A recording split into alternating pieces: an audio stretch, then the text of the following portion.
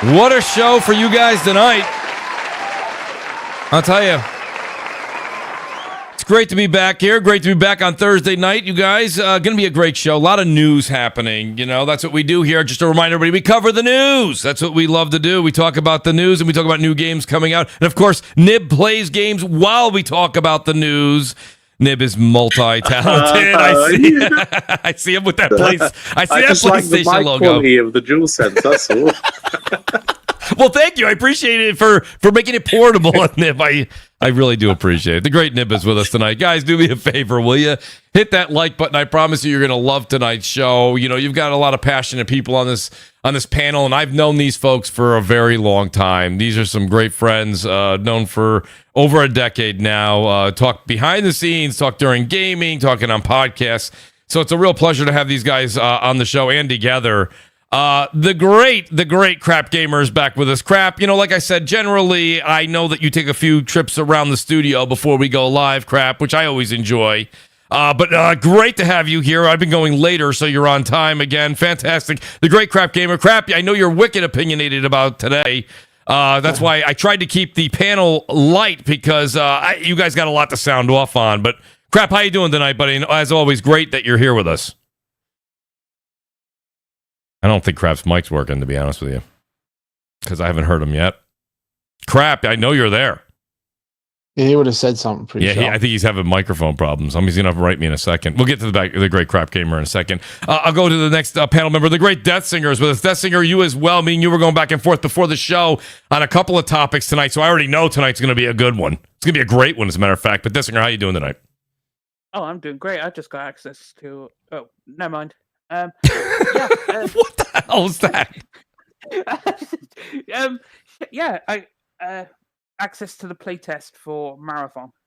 Oh, you did? So I'm gonna check out Marathon. All right, dear Bungie, send me an entry. Uninteresting. There he is. What's up, Crap? I know. Arc Raiders is going to be the better game of Marathon. That's not going to get Crap any more excited, Death Singer. I'm with you, but I don't think you're going to get Crap excited with that. Arc Raiders will succeed. Marathon will crash and burn, but I at least want to try it out to see what it's cooking.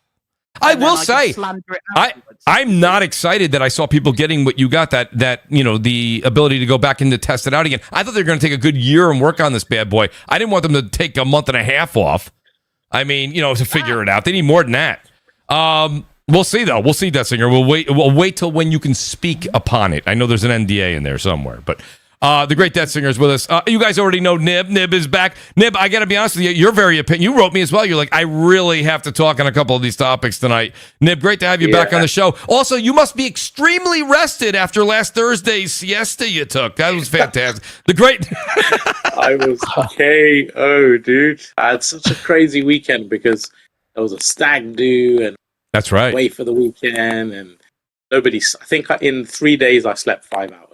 If you guys in the audience are ever out there and you find yourself one of those, like, what are those things? You have a genie in a bottle and you got a third wish and you can't figure it out. Wish to be Nib. Nib has one of the most exciting lives. I swear to God. Usually I'm not that excited. I'm like, Nib, what did you do last weekend? And it doesn't end. It doesn't end. It's fantastic. If I hit the lottery, Nib, I'm going to be your neighbor. That's the way I'm leaving it. All right, Nib, great to have you with us, buddy. And as last but certainly not least, the great Tim Dog is back on the show. Tim, listen, you know, it seems like we always have you on the show when there's a lot of big news, you know, on Xbox and stuff like that. Me and you were talking behind the scenes. We'll talk to Crap. Maybe something we'll work on having you on more often or doing another show. Like, I got to be honest with you, Tim. Great to have you back on CrossFire, especially when the news is hot, because let's be honest.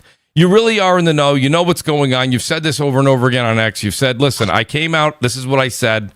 And to be honest with you, everything you said, the dominoes are falling now. And a lot of people are starting to say, hey, Tim, sorry, you were right. You know. So, Tim, let me be honest with you. Welcome back to the show, buddy. How you doing tonight? First, before I put you on the hot seat.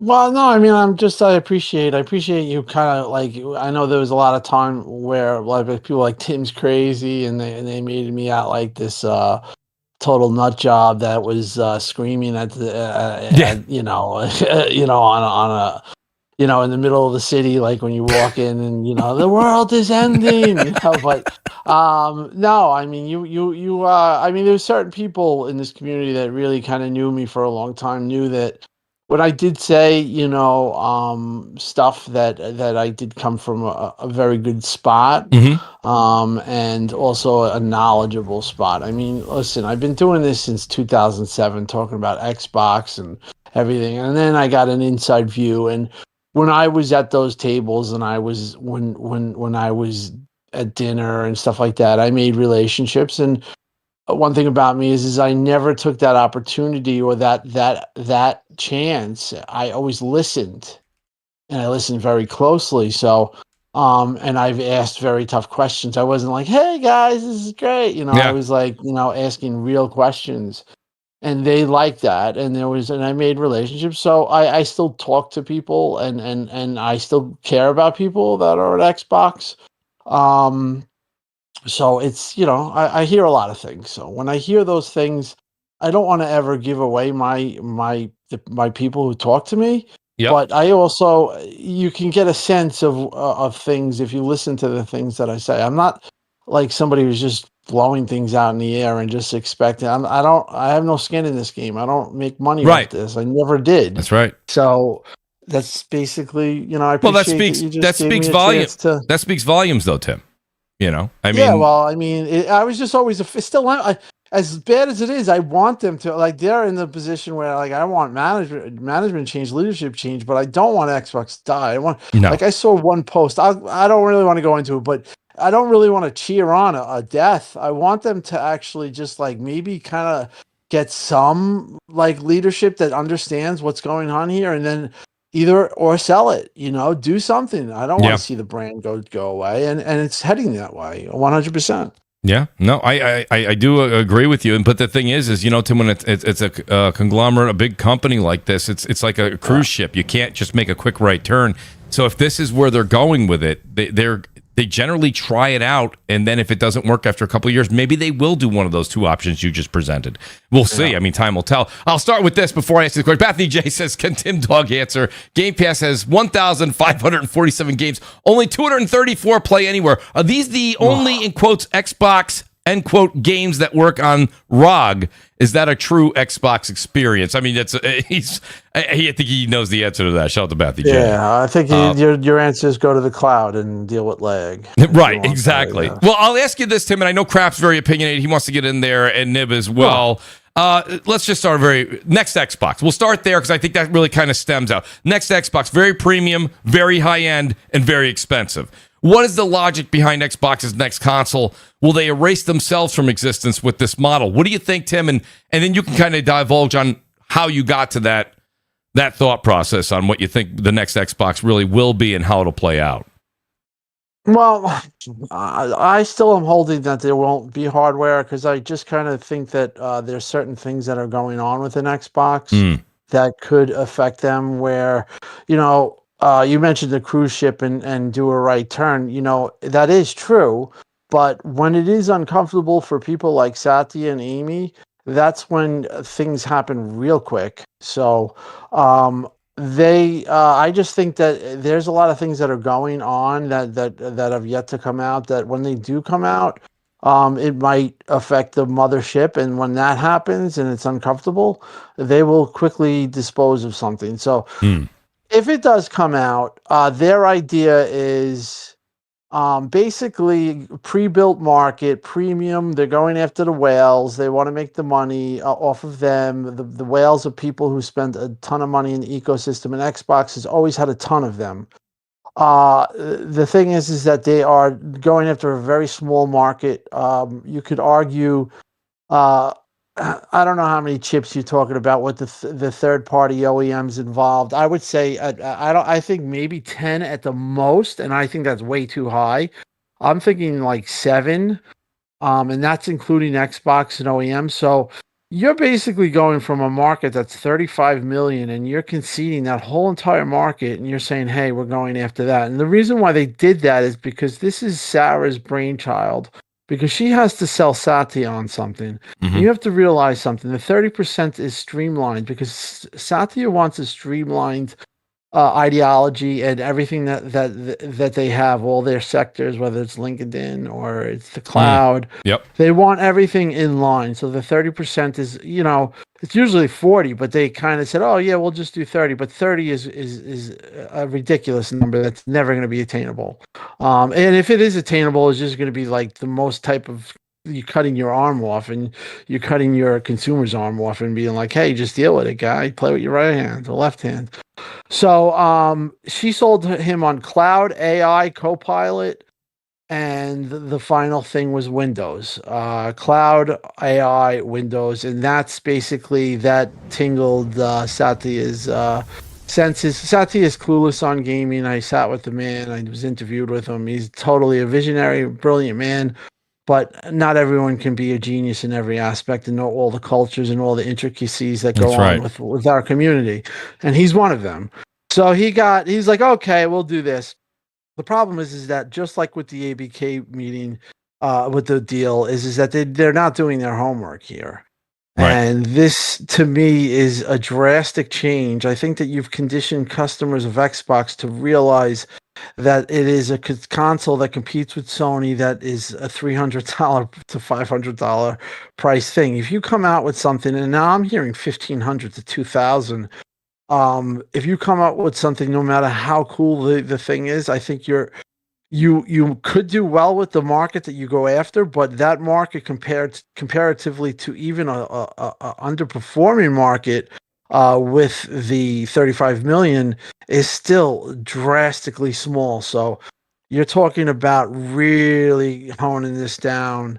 The studios, all of that in jeopardy. Like, I think they could really, like, games like Double Fine or all these studios I'd be nervous of, because they don't really have that mass appeal Game Pass that they went into this with. They want it to be like Netflix. Now that's out the window, just another pivot. So yeah, that's basically it. I don't think it can work. I don't think anybody thinks it can work. Could work in a small way, but the problem is here too is that Steam is probably going to go after the same market, and that's going to come in, that's going to steamroll it. So whatever productivity that they get, yeah, it's going to be steamrolled. And then Sony's handheld comes out, then it's completely over. So they're really dealing with hardware that's, I think it's DOA. So yeah, that's basically where they stand. And can they fix this?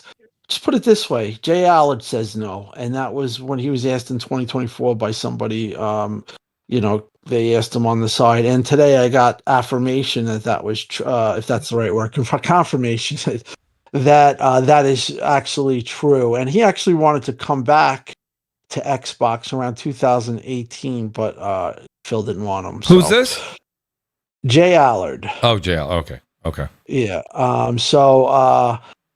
So basically, that's where they stand. It's not going well. This isn't going to go down somewhere where we're going to be tomorrow's going to be about Halo, and everyone's going to be going crazy about that. And then it's going to be just hit after hit after hit. Just what are you hearing on that, Tim? I mean, real quick, just on the Halo front. I mean, we know it's going to be announced for PlayStation. I think that everyone has heard that. But I mean, the focus is going to be on the revitalization of not only Halo Combat Evolved, but it's also going to. I think they're going to discuss that they have a new Halo in the works. Is that something that we're going to hear? Have you heard anything? I think it's MCC and some type of new modes or something. I don't think it's that. No. I think the biggest news is that. I hope it's that, but I would like to see what they have. But no, I think it would just be like the new additions to MCC, and then like, hey, just PlayStation, join our family. I don't expect a big event. Maybe it is. It's maybe a deep dive. I don't know. I haven't heard anything on that. That's just my guess. If I heard something concrete, I would let you. But I'm pretty sure. I think we all know they're going to say PlayStation. Yes, that's going to be what everyone talks about. Though. That's going to be the news. But the thing is, the game is killer. If they show like a real Halo, that's killer. That's what I'm saying. Well, that's why I asked. I didn't know if you had anything on that, Tim. But I will say this though. Like, now you had a lot of people when it was just 4 games, and they're like, it won't be Indiana Jones. It's not going to be this. Now the rumors are Starfield comes next year, and now Forza, Gears, and Halo. If Halo does, in fact, come to PlayStation announced tomorrow, that's the 3 pillars. That's it. Yeah. Right? I mean, that the last? That's definitely happening. Yeah. So so I mean, when it comes down to it, and I'll go to Crap. Crap, you heard what Tim said. Crap, you've been kind of going off online all day, and rightfully so. at this point, right? And I think about you a lot because you mention it all the time. You say 1,500 games you got, Crap. Like, so the next, so my question to you, Crap, is, I already know your answer because I know you, but like, would you buy the next evolution of Xbox in the form of that PC factor to keep your game library alive? I mean, that's in essence what they're almost saying you have to do for someone like yourself that has so many games. Yeah, and here's the thing, right? Like, there's a lot of ifs and buts about this whole thing because everybody keeps saying it's a hybrid. Yeah. There's no such thing, right? You either have a closed system or you have an open system. Yeah. Okay. And the other thing that people don't understand, and everybody's able to look this up, they go, oh, well, whatever they do, they'll have backwards compatibility. The only way they could do that is if they put two sets of hardware in it, right? Like a console set and a PC set, because if you look back, the PS3 did that. Mm-hmm. The PS3, like the backwards compatible or the 80 gig ones, had PS2 hardware in it as well, right? So when you put in a PS2 disc, it did backwards, because you're not allowed to sell those games, emulate games, and sell them without getting all new license agreements from every single game, right? And that's what stopped the backwards compatibility program from going forward with what they had in the first place, because how many of those studios are defunct? The licenses are up in the air. Nobody owns them. Somebody owns them. Who do you go to, right? Maybe there's a product placement in them. That's why Forza gets delisted after 4 or 5 years, because, they only have a 4 or 5 year deal with these companies like the tire companies and the oil company, whoever. And so they have to delist them. So there's not really a way to do that. And if you put two types of hardware, think about this, that PS3 back in 2006 was $600. So you put two types of hardware in some kind of thing right now, that's easily double that, if not more. Yeah. Like, I can't afford that. I can't go to my wife and go, I got to get that new Xbox. It's $1,500. Like, that's a big spend. I don't care who you are. It is. You know what I mean? Like, it is. Like, I could never do that. Like, $500-$600. $500-$600. Yeah, I could do that. Maybe trade something in. You know what I'm saying? Like, that's doable. Yep. And I think that's what Sony's gonna do. Right? Yeah, I do too. And this is the thing that I've been saying too. There's diminishing returns. Like, I have a good TV, it's 120 hertz, it does all the stuff, VRR, all that stuff, and I have my consoles plugged in. If I had two of them set by side and they're just stopped on a thing, and you're like, which one's PlayStation 5 Pro, which one's Xbox? I don't fucking know, right? Like, people need places like Digital Foundry to tell them that, because all these games look the same. Like, they look good. That's all I know. They look good. So it's like, realistically, what's the need to do all that, And I feel bad because, I got all these games, but that's not Xbox. If you're just doing an OEM, that's not Xbox. That's if you're doing okay, and people don't understand this, that these companies, Sony, Microsoft, Nintendo, will usually take a loss. Not Nintendo so much because they do cheap hardware, but right. Microsoft and Sony will take a loss on the hardware because you make it up with software, subscriptions, services, microtransactions. Think about this: Fortnite on Xbox brings in over $1 billion a year in microtransactions that Microsoft gets. Yep. Right. That's not what Fortnite gets. That's what Microsoft gets, over $1 billion. They've said it in their reports. Oh, well, less spending in Fortnite meant less of a this, right? So that's happened before. Why would this company be willing to say, okay, we're going to have this next thing, and we're not going to want people in our store, right? It's like, okay, Burger King could sell a Whopper in McDonald's, and they would sell a lot of Whoppers, but you don't have those people shopping at Burger King. They're not going to get the fries and the drinks there. So you might sell a lot of Whoppers, but you're not getting, they're going to end up losing up because people aren't using the Burger King store anymore. It's the same thing with Microsoft. Yeah. Yep. I don't understand how, unless you're literally trying to ease people off. And I remember like Worrywart saying this before. It seemed like they were trying to tilt people to getting PC, right? Like slyly. Yep. Like get people over on PC, right? And I complained about this in 2016, and I told Phil that I was like, man, you guys are trying to like very keenly get people on PC because for whatever reason. Like, and here's the other thing, right? If they would have actually, they've been saying you don't need an Xbox since 2016, right? And they're wondering why Xboxes aren't selling. And now everything's an Xbox. Well, if everything is, then nothing is, right? So it's like you're taking away all of the reasons to buy one, even if you're talking about services, right? Netflix, for example, you want to compare it to Netflix. If Netflix is putting all their shows on Disney, and Disney's not putting theirs on Netflix, everybody's going to go to Disney because you're going to get the Disney stuff and the Netflix stuff. So true. So why would you use Netflix, right? Like they're really just like killing any reason to own their platform. And I have like 1,500 games, so I own more than that. And I also have hundreds of physical games with them, right? And it's like, I'll admit I've scaled down on the games that I've gotten ever since the infamous 4 games things, right? Which, by the way, Sarah Bond is as big a liar as Phil Spencer because she's up there talking about that now. She's like, I believe everybody's moving past that. It's antiquated. Bullshit. Yeah, no. Right? Yeah. It's not. Exclusives aren't antiquated. Just be honest. You've got to have this 30% or whatever. We're not stupid. They know we know. You know what I'm saying? So don't treat us like we're idiots. It's like, you've got to do a certain amount. But here's the problem, right? And she brings up the games like Call of Duty, Minecraft, Fortnite. These are huge games that are soulless games, though, right? They're really soulless, honestly. I mean, Minecraft is creative or whatever. I get that. But, Call of Duty and Fortnite and Apex, these are soulless games. It's slop, right? A lot of people come together and play the slop. I get it.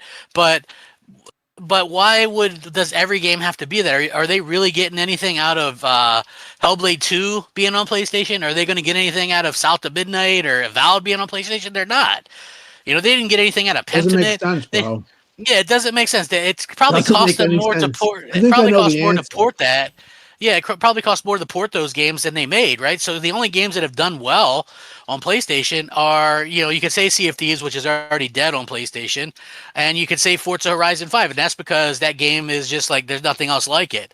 So, Gears of War flop. They probably thought they were going to do something huge with Gears. I heard people saying, man, it's going to revitalize it being on PlayStation with all those users. And I said, well, the game's old.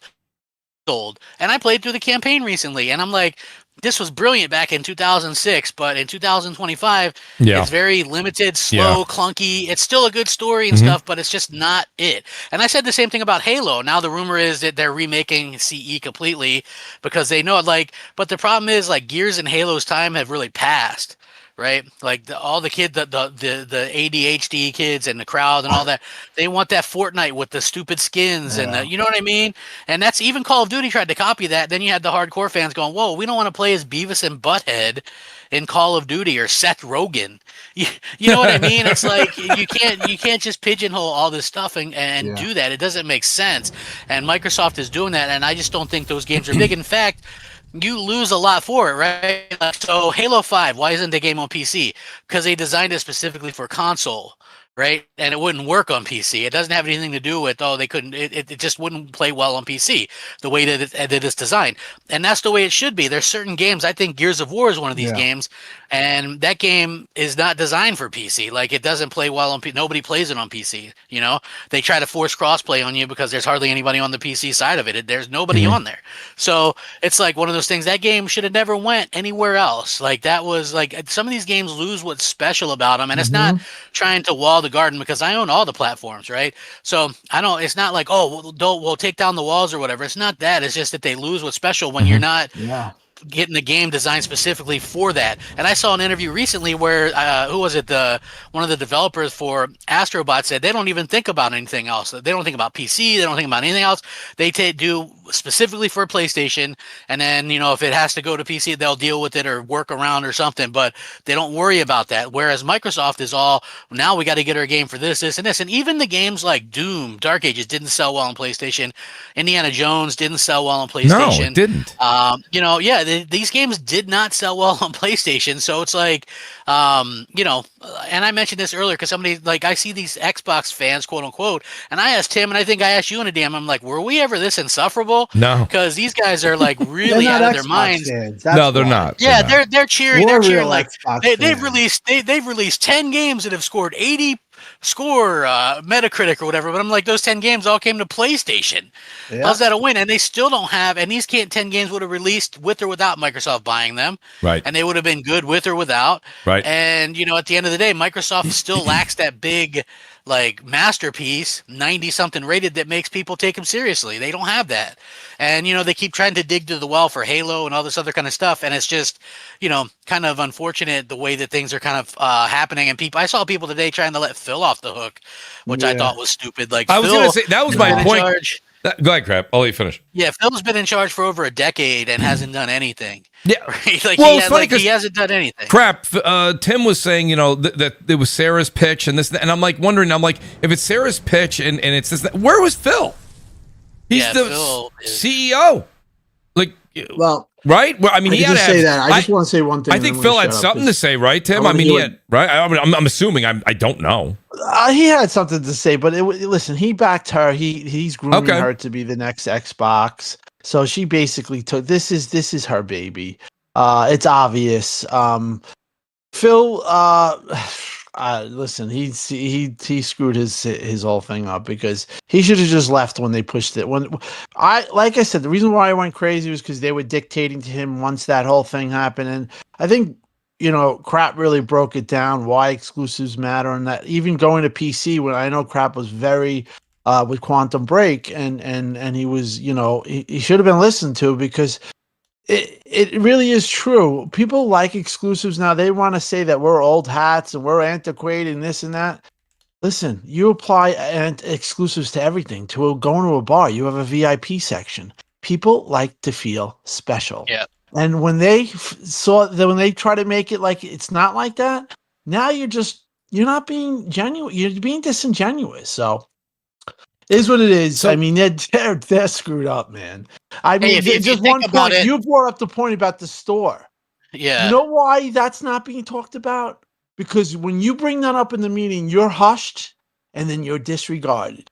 Okay? Yeah. Because you're being real and you're talking about a real thing. If it's not the way that whole pitch goes, you're out. So that's like, does anybody bring this up? Okay, they just raised Game Pass to $30 a month, which if for console, that includes your multiplayer. If this next Xbox is just a PC, well, they don't pay to play online on PC. So how do they reduce the price at that point? So you're telling me they're going to be okay with people not using their stores, not buying their games, not paying to play online. So what money are they making from that at that point if they've really got to do this 30% thing? Like, they wouldn't be making anything because Steam games or whatever are cheaper than console games, and you don't pay to play online on those. So like, how would they work that out? Like, it doesn't make a lot of sense to me. And then it seems like they're really just leaning in hard on the hardcore, which I think there's probably 5, 6, 7 million of those that'll pay whatever for Game Pass. They could have raised it to $50 a month, and those people would still say best value in gaming. Yep.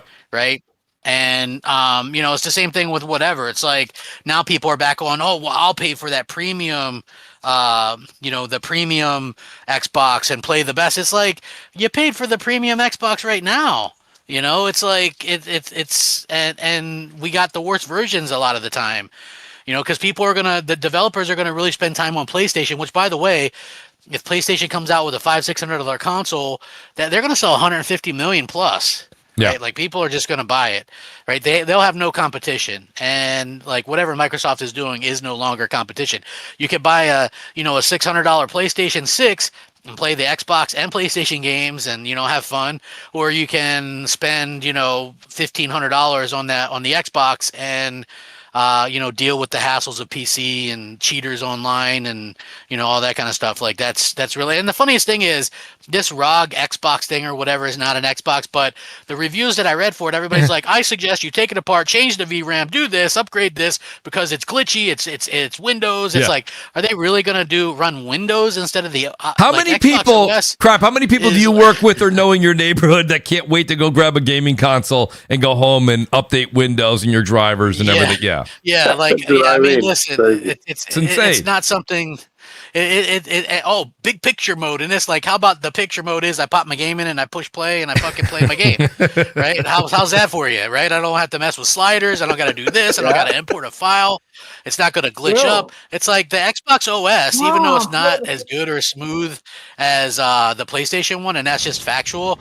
For some reason, it's still 100 times better than Windows, right? Like, Windows just flat out sucks. It's bad. Like, I don't like using it. And it's funny because I saw today that people were installing Linux on their ROG Allies and it was performing like 30% better. Yeah. Right. So it's like the games are going to suffer. Everything's going to suffer. You're not going to have things that are optimized. You're charging more now for dev kits for developers. That's going to probably maybe push a little bit back. They're not going to really want to work with Xbox. It's like all this stuff that's happening. It does not sound like a company that wants to be in that business.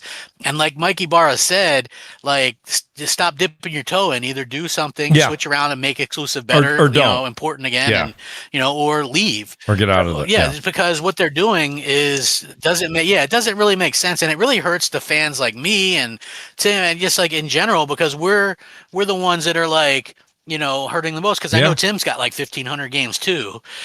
You know what I mean? And those will become, and people don't believe it, but those become worthless once Microsoft, if they decide to stop gaming, just like the videos, the movies and stuff, right? Like once Microsoft stopped those, I don't have access to some of those for some reason now, right? It's like they're not going to keep them up there. And you might go, oh, well, what do you mean? They're not served. Like you have a server on Xbox, right? So it's not just you put your game in and you play. You have to connect to this server. It pings back. It's like, okay, this is authentic. That's why sometimes when there's a glitch in the system, even if you have a disc game on an Xbox, you can't play it sometimes. And that's been an issue multiple times throughout the generation where the people are like, I can't play my games. It's because their server was messed up, right? And so if their server isn't there anymore, you're not going to be able to play your games. And like people don't understand that, like that they will though. They'll understand why that's a bad thing. I heard people defend that even. They're like, well, what digitally do you expect to keep, blah blah blah. And I'm like, well, you're spending, this isn't like some, $5 movie or something. These are $70 games. It's like people expect to keep them. And that's why stuff like Stadia and the cloud stuff doesn't work, because people are not going to pay they're not going to pay $70, $80 to only be able to stream a game. Right? Like people will pay $20 a month, $25 a month to stream a bunch of different TV and stuff, but they're not going to do that with a game. No. Each game that costs that much, it's like, it's too important a thing. It's got to be 1-to-1. But what they're doing is like what Tim said, and people maybe didn't understand, is Microsoft is all about AI and cloud. So they have to make Xbox all about AI and cloud. I know everybody's dying to use Copilot on their Xbox, right? With their taxes and all this stuff, right? Like, I mean, this is like it doesn't make sense. Why are you going to bog down your console with all this crap? Yeah, right. It doesn't. It really doesn't make sense. I hope. Yeah. Well, exactly. It's totally. It's not a good situation. And she, like I said, man, they're all wrong. Like she's wrong. They know people want exclusives. That's why they bought these studios in the first place. Phil sat up there and said we bought Bethesda to get exclusive games where Game Pass exists. Right. They didn't. That's not a lie. They contradict themselves at every turn. Because it's not antiquated to want something exclusive for your hardware. Like you're buying it. We're investing in this stuff. Phil Spencer at one time had a parity clause for indie games.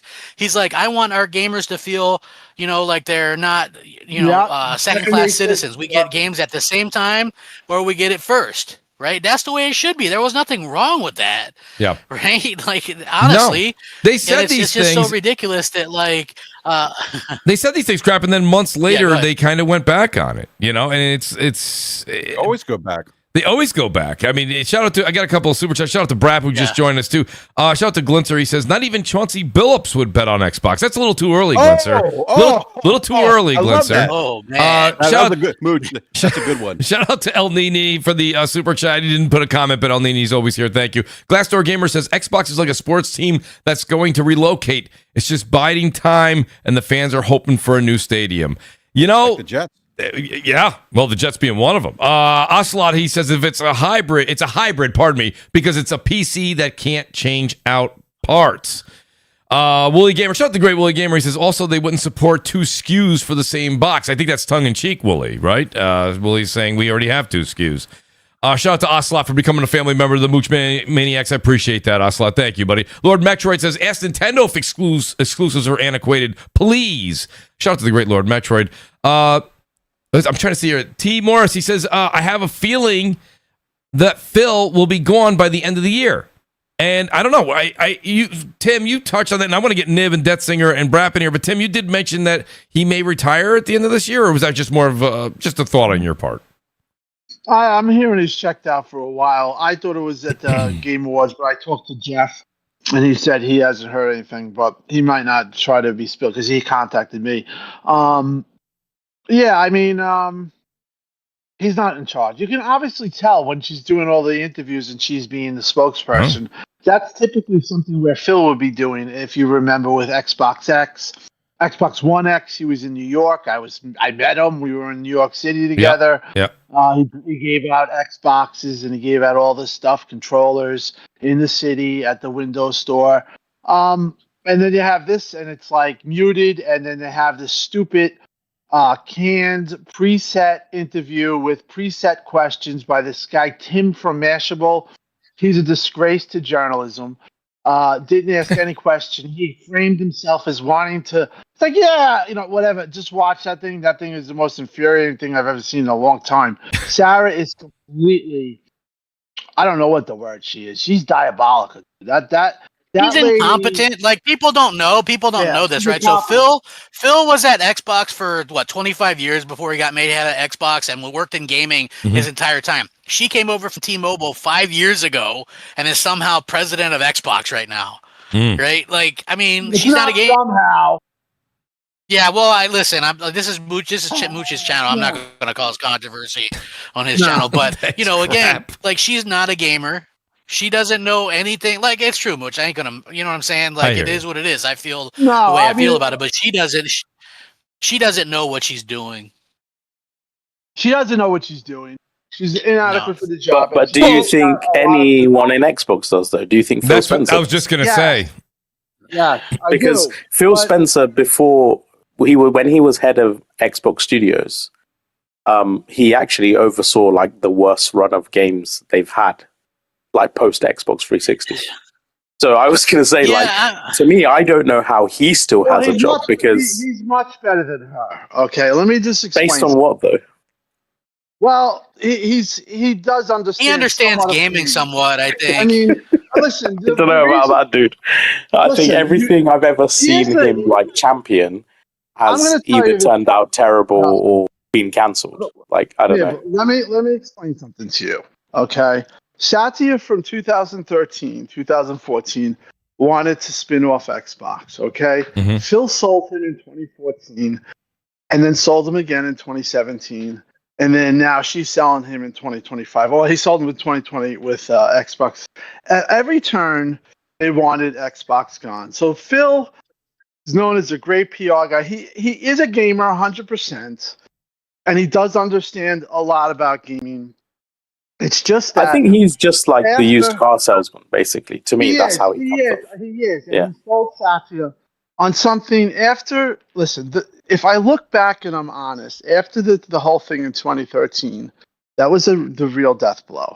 It would have been very hard. They really took a hard. Now, but you got to realize they didn't have a good game, and that is because a lot what Phil harbored. So he is totally complicit. But why I say Sarah is completely lost is because the things that she says and the things that she does are completely tone deaf and don't make any sense. I keep seeing her say, play your whole library on the ROG X Ally. Yeah, it's a flat out lie. Yeah, they flat out lie. Yeah, she doesn't get it for the job. Okay, I don't know how to tell you otherwise. No, I'm not even denying that. I thought the same thing. Here's the thing, though. Here's the thing. Yeah. Here's the thing. Like, Phil should be gone too. I get that, and exactly. But I'll say this. Yeah, 100%. He tried to turn around Xbox originally. He did. Like, he was like, "Well, we got this weak ass system. Let's put out a more powerful Xbox One X and Xbox One S. Let's right those wrongs." And he did. And he came up with Game Pass out of necessity, really, because you needed a service to kind of save Xbox, and he did that. The problem was they weren't getting any money for to put out games and anything. They were like putting out like Dollar General store games, like Crackdown 3 and it's like you look at Sea of Thieves at launch, and it was skeletons and snakes on some beaches. Like, me and Mooch are playing snakes, and we're like, wow. This is what I was going to say about Phil Spencer. I think Phil Spencer fundamentally doesn't know good games. Like, some people have an eye for quality, right? So when you're procuring deals on indie games or AAA or whatever, which games to spend your 50 million, 100 million for timed exclusivity and all the rest. I think fundamentally he just has a bad eye for quality because, factually, Yeah, like Crackdown 3. He turned down Genshin Impact. It could have been exclusive. Impact, yeah. Yeah, he also he didn't like Witcher. He didn't like Witcher 3, which I heard from a very good source on that. As well. Yeah, like he like didn't like the scene where where Witcher's in the bathtub or whatever. And I remember like him saying he spent a lot of time. This is pre-release, right? He loved playing Crackdown 3 and another game he said was Sea of Thieves. He also said on Xbox Era's podcast like the game he's most excited for that's been in the back burner was Everwild, and obviously that was cancelled. Yeah. And I just think this is the thing, like when Phil Spencer says he's playing something and really enjoying it, and I know this sounds really bad, but most times out of 10 I'm just like, it's probably going to be a shit game. Or have some, Wait, crap. Yeah, we never found out. We never found out what he was playing. Remember when that picture when he took at the initiative?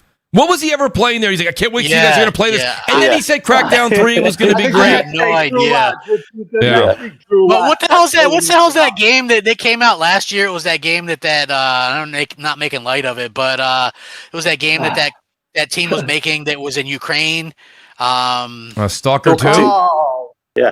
Yeah, Stalker 2. Phil was like, this could be game of the year. Yeah, he's like, this could be. Yeah, he goes, this could be game of the year. I love it. And it came out, I think it had like a 67 rating or something. I'm telling you.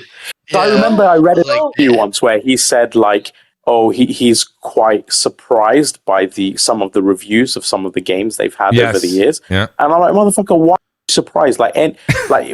Again, like I'm just saying, like even when I play like something like Redfall or if I play Stalker 2, straight away I can tell you, this is not going to review like this. Yeah, it's in terms of sloppy mission design, controls, like it's just sluggish. Like the quality bar of something like Stalker in animations and story, in gameplay or whatever, in like potency of controls, it's just very different from like the upper echelon of games.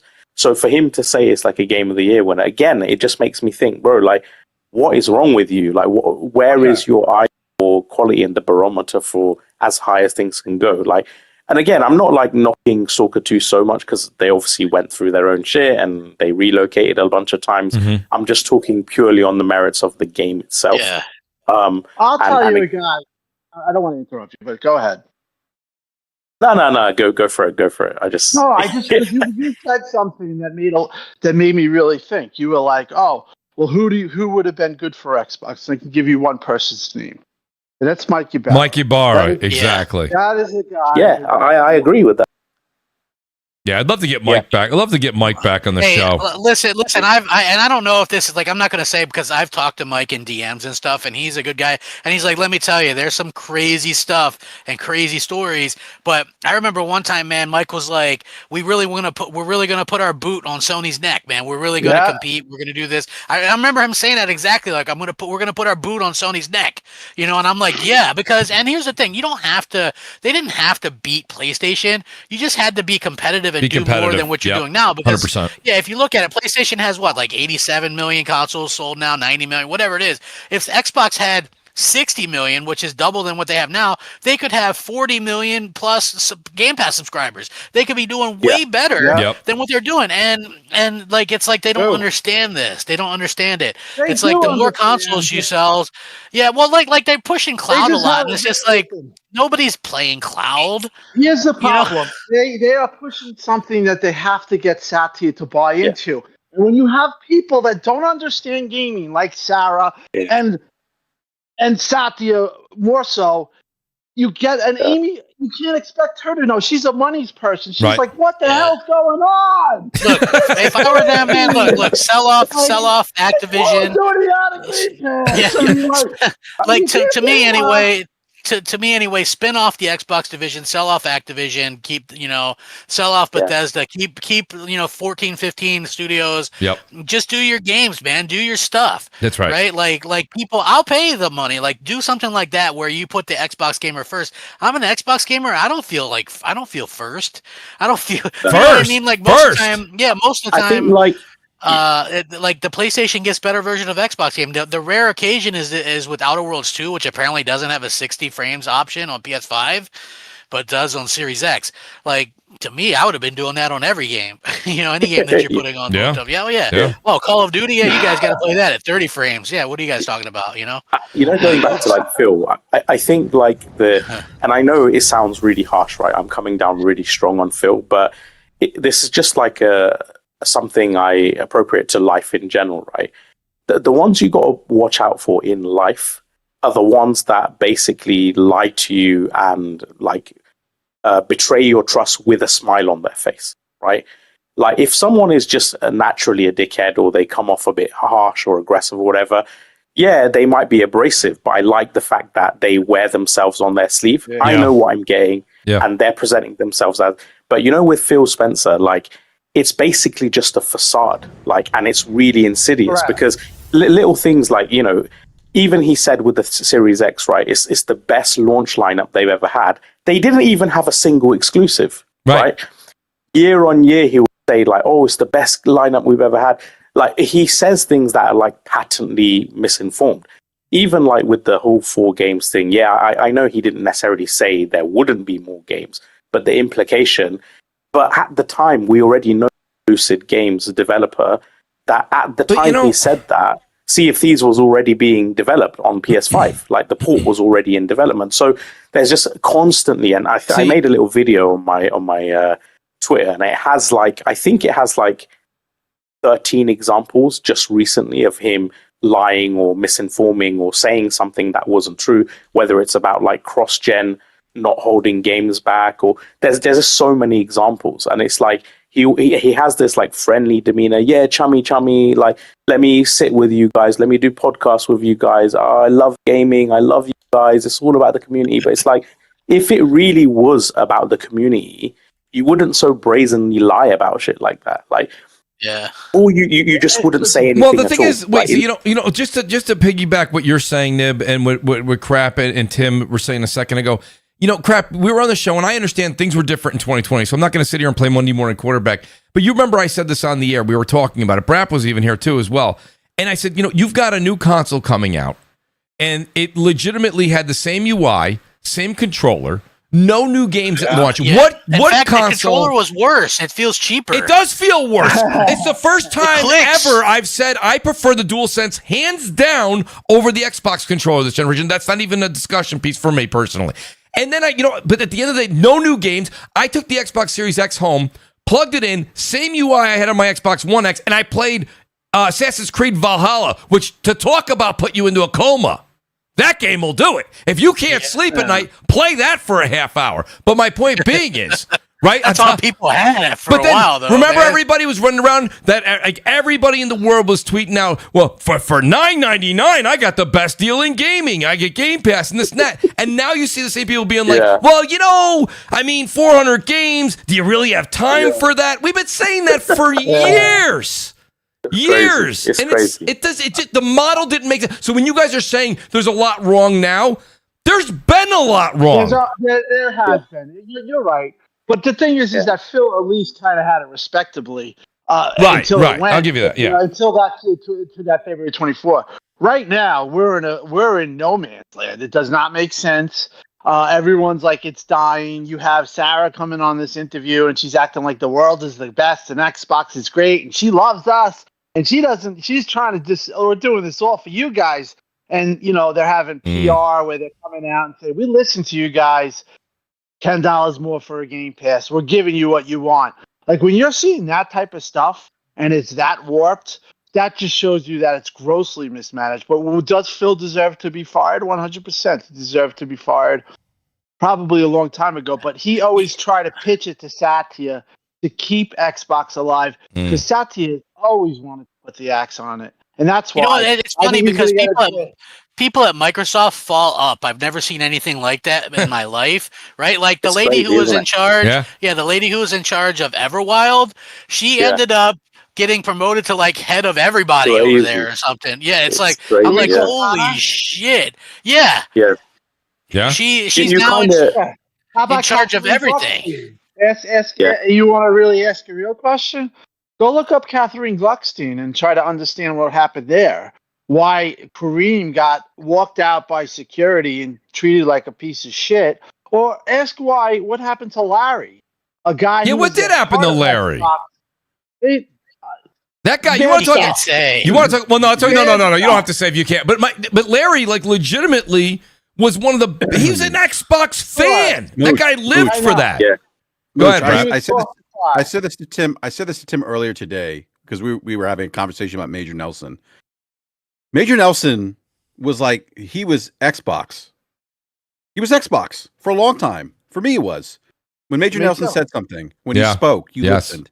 Yep. He was the ambassador of the Xbox brand. He had a cool gamer tag, right? Yeah, he did. He brought this level of professionalism and I don't know, like class to the platform when he discussed about the ecosystem, when he had conversations about the ecosystem, when he talked about hardware, when he talked about games. He was great. I was shocked. I was shocked when that was the biggest shock, Brad. Yes. Yeah, I was like, what's happening here? He's the face of Xbox. I Twitch streamed with Larry soccer cars. I remember that. It was great. Larry's the utmost professional. Yes, Larry was Xbox. He was the guy that really we was. looked to, and we loved him. They pushed him out because they said he didn't resonate with the younger generation. Oh. And then they pushed him out because they said it was too old. If you guys want the truth. No, I mean that's unfortunate to be honest. Okay. That's nice. You know, and then they go to somebody who has blue hair in UK. It says that's going to resonate with Xbox. So listen, I don't care about that. But what they did to Larry was very wrong. And you know, people, if you're going to push a certain narrative, at least follow it through all the way, not when it's convenient. Because when you do that. That's when it's all false. So, like, Larry, it's a weird thing, but I feel like gaming brands, they don't need like chirpy, positive yes men. What they need is professionals, right? Because just look at someone like Cerny, right, compared to the head of Xbox hardware, you know, the big bearded guy. Like Cerny is actually boring as fuck. Like, don't get me wrong. Like, I know. I'm not saying I always listen when he speaks, because even though it's a monotone ass like voice and he sounds like he's droning on, but you know what he's saying is like coming from a place of professionalism and expertise. Like, you know, he knows what he's talking about. And then you got the other guy, I forgot his name now. You know, all these like pre-release videos about like, you know, the Series S and stuff like that, and the design of the Xbox hardware, and how the Series S would, you know, they actually delisted all the videos, by the way, which is hilarious. Like, Microsoft has literally taken them offline, where they said like it would just run all the same settings, but just like 440p, 1440p instead of, you know, 4K or whatever.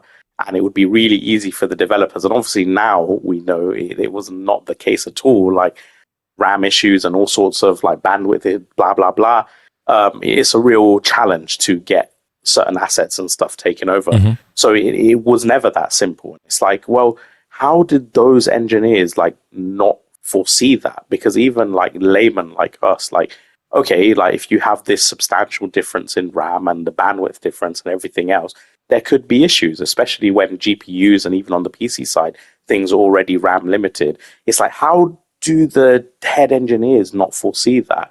And I just think even in that, even not just like in terms of the eye for the talent of the games and the deals and things like that, but even on the hardware side, for a few years now, Xbox has been getting kind of like bullied on the hardware too, because Series X has a higher bill of materials than PS5, right? From the get-go, it was always actually more expensive to manufacture.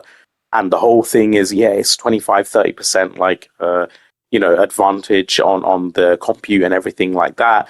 And then you had people like Jason Schreier, you had Ready at Dawn, you had numerous third-party developers saying, look, behind the scenes, and we've been working on these, you know, platforms or whatever, we don't think there's going to be a difference when it comes to the actual games. Because as much as it might have a compute advantage, there's other advantage to the PS5. Now we know, obviously, higher clock speed, it has better tools and you know, API, etc., right? So it's not just the hardware alone. But the point is, again, like these guys, they designed a console that was more expensive to manufacture, that was a more complex design, has more fab and more transistors and everything else, which pigeonholes them long term. and they split it with a different SKU that held back things even further. And it's just like, not only on the software side have they not got their eye on the ball, on the hardware side too. They did the same bloody thing with the Xbox One. And they had SRAM and ESRAM and instead of GDR5 like video RAM, so they could do Kinect and all this other stuff. And it's like, who is this team behind the scenes who's making these kind of decisions? Because it's not conducive to making like an ideal gaming hardware. I don't know. I just think there's cracks across the board in whoever they've got running things over there. And it's amazing the shift as it goes from generation to generation with the Kinect and how things were going to go with that. And they really didn't listen to the audience, right? I'm just piggybacking here. Brap, you can have the mic here in a second. Then I got a couple more super chats that I'll read. But Brap, go ahead. But like really from the Xbox One to this generation here, were they listening to developers? Were they listening to the audience? Back in 2013, we know that there was a lot of backlash from the community. Yeah. But in 2020, it just seems like you said nothing that they actually, the architecture this, and it's got 12 teraflops. It's going to be the best thing since sliced bread. None of that panned out. I think you nailed it, actually. That, you know what you just said? That is the difference. I think like PlayStation designs more of their hardware around what the developers are requesting. So like Naughty Dog and Santa Monica, they have like a lot of insight on the hardware, right? Okay, so what would benefit game design? What do you need? What kind of tools? Even with the SSD, a lot of people say, it was just flub. But they've misunderstood what the SSD was for. Yeah. SSD wasn't just quicker loading. It was to make it easier to decompress files, etc., take burden off the CPU. And there's a lot of other game design benefits to the SSD, which just eases up things on the PlayStation side of things. But anyway, and I think like Xbox used to have that, because if you remember, even with the 360, one of the reasons they increased the RAM last minute at great cost at the time was because Epic said, you know what, if you want Gears of War to look like this, we need more RAM. And they said, you know what, fuck it, just do it, because we want it to blow the socks off of people. So they were really in tune with what developers wanted and what they desired. And it just seems like the last decade or more, they've lost that. They're doing things of their own accord, not that would be conducive to what developers would prefer. Yeah. Go ahead, Brap. Do you want to finish your thought? Something I want to add to what. Oh, David, go ahead. David and Brap, I apologize. You guys. All right. Something else to just add to what Nib was saying just then. Don't forget that Sony made a pretty big song and dance about before they started development. They went out and spoke to over 100 different studios. I think it was 130 something different studios that weren't in their first party, and asked them, "What do you want?" And it was, well put out there that they fronted up and said, "What do you need? What do you want? Give us your honest feedback." And they took the good and the bad and the ugly. So if the pathway forward here is that, they apply the same piece for their next console, great. But if Microsoft is not, or anyone else is not taking that approach, and they're not really working with those that are going to be needing to support their hardware, it doesn't matter what it is. The PC guys need to be doing it as well. They can't just be developing this massive tech and then have software companies going, well, we can't make best of this because you've stuffed up the design. Yep. Or it's untenable for us to develop for the high end because there's 1 or 2% of users can only afford this thing, so we're not going to build for it. So, well, that's the same thing. Sony's not perfect in this category either. With the cell processor and the PS3, they're still paying the price for that right now, and having a hard time getting those PS3 games moved over. Because someone in your comments, Phil McCook, he said Laura Fryer said they went developer first. So actually, again, this is like cutthroat Xbox back in the day, right? So the thing with PlayStation, they had great games, great this and that, but they had very bespoke hardware that was a pain in the ass to develop for. Early on, that had benefits because, they had the install base advantage, and if porting was harder for other platforms, then it's kind of advantageous because it's like, it's a lot of effort and money, whatever, to port to other. But then over time, when Xbox and stuff started getting more, market share, especially with the 360, that's the thing. Like Laura Fryer said, the first thing they did, even with the original Xbox, was go out. How can we kind of offer something to developers that's better than what PlayStation does? And their primary focus was making things easier for developers. So it was very developer-focused hardware design, right?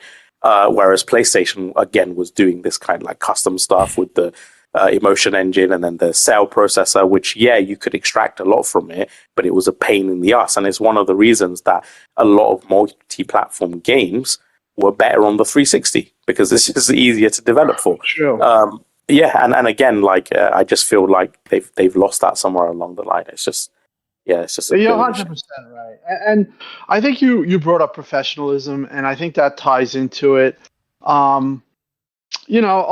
Across the board, it's kind of been a failure, or it's been leading up to a failure. Where at this point, it's at comic proportions. But Sony, I'll give them this, and I was always a big, a critic of Sony. They definitely have things that they do wrong, but they fix it quick and they fix it fast. Yeah. But they also do have a very high sense of professionalism. One thing I used to be very critical of them, and something that I learned through my own experience, is that they do have a line between influencers, and they don't do the parasocial stuff, and they don't do any of that stuff, because they are a professional company, and they do believe, they know that when you do that or you try to dabble with that line, that it becomes something other. And that's what I think happened with Xbox. It's like I think Nib said that the biggest thing so they can lie to you and smile to your face as a consumer. But how would you feel if somebody did that as a friend? Like, they weren't your friend the whole time. They were just using you, or using a bunch of you. So, that's why you don't do that stuff. That's why you don't have them intermingling. I do think that it did come from something with the parasocial stuff that was a good idea. It's just that Sony is professional enough to understand, like, that's a great idea, guys, but you can't have this line. We have a line since the start of whenever with corporations. You don't cross that line. And that's why you don't see a lot of CEOs mingling on with just everyday people, is because there has to be a level of professionalism, things that they have to keep close to the chest, that they can't really, you can't be somebody's friend, because in reality they can't tell you a lot of things, and they can't, it's just a professional thing, in my opinion. Like, Xbox should have never did the parasocial stuff, looking back, even though I was like a huge proponent of it, and I was like, you guys are starting something new. This is great. Corporations with their community, with their World One. On paper, Tim, it sounded great. But you remember the end of last generation, and crap, you remember this? Remember Aaron? Well, I believe it was Aaron Greenberg. They said they're new. They're not gonna worry about billboards and the sides of buses anymore. And they're doing grassroots. Remember, he said grassroots. We're gonna do that, and that was the start. That means that your advertisement's been cut. Which, listen, they've made 110%, like 110 mistakes. 100%. It's always been cutting money and this and that. But, they're a shell. Put it this way. They were good enough to get 60 million, 80 million with Xbox One. Yeah, and absolutely. 40. Now they're not even good enough to get 10. So this is where this is going. So it's just it's a cautionary tale, the whole thing, really. And I just don't. So let me do this real quick. I got a couple super chats here. Shout out to the great Jeremy Ramirez. That's Jeremy Downer for you guys that don't know. Jeremy was a phenomenal friend to the show, to myself personally, to Tim and Crap as well. We probably one of the funniest guys I've met in 10 years. Shout out to Jeremy. He says, it's genuinely uplifting to see you still going strong. In a world where so many great voices fade too soon, it's good to know yours is still resonating. Love you guys. Tell Tim Doug he still loses at everything. Downer. Shout out to the great Jeremy Downer, everybody. Great to have Jeremy here. Jeremy, thanks for stopping by. It really does mean a lot. He sends me hello every once and again. How's family doing? Great to see Jeremy here. The Gaming Ledger, he says, what Tim has been saying has always sounded legit. Those who choose to ignore it do not want to let go of Xbox. Have a great show. Gaming Ledger, thank you. The Great Willie Gamer, which I said, let me just repeat what Willie said. He said also they wouldn't support two SKUs for the same box. I thought he was talking about the S and the X. He comes back and he says, I was saying they wouldn't support console games if their new console, in quotes, runs PC games. Why would they? An actual hybrid box model makes zero sense. Shout out to the Great Willie Gamer. Yep. And then Glitzer with this is a stab at the heart for me. He says Xbox is the Giants in the fourth quarter versus the Broncos. That was a damn good game. And Jackson Dart is the future. Okay? That's all I'm going to say. You will hear more about that later. Sports, everybody. That's right. The great Jimmy Harrison says, damn good to see you guys as well. So we have David Faulkner with us. You guys know David all too well. I call him the community's accountant. That's because we talk numbers plenty in here, and it's great to have somebody who has this, not only a degree in it, but works in it daily. Listen, and guys, I'm going over here, but then I do want to hear Death Singer's point on this because I know Death Singer has a lot to say too. Brap, go ahead. Are you live from the 50-yard line, Brap? No, I'm actually I'm actually home right now. Oh, you're home? So I'm not. Yeah, I'm home now. It's amazing. I want to say something. Go ahead, then I'll get to David. I do have an accountant question for you, but I'll reserve it for a second. Go ahead, Brap. Yeah, it's interesting. Like we're having this conversation about Phil Spencer and the Xbox and where things are today, and I've heard a lot of different examples of the mixed messaging, the pivots, the missteps, and Tim and I were having this conversation earlier today, and it was and we were talking about Xbox 20 years ago, and for those who don't know, I was an Xbox Live beta tester. No way, when? And yeah, no, 2000, 2001, 2002. So, but what's interesting? And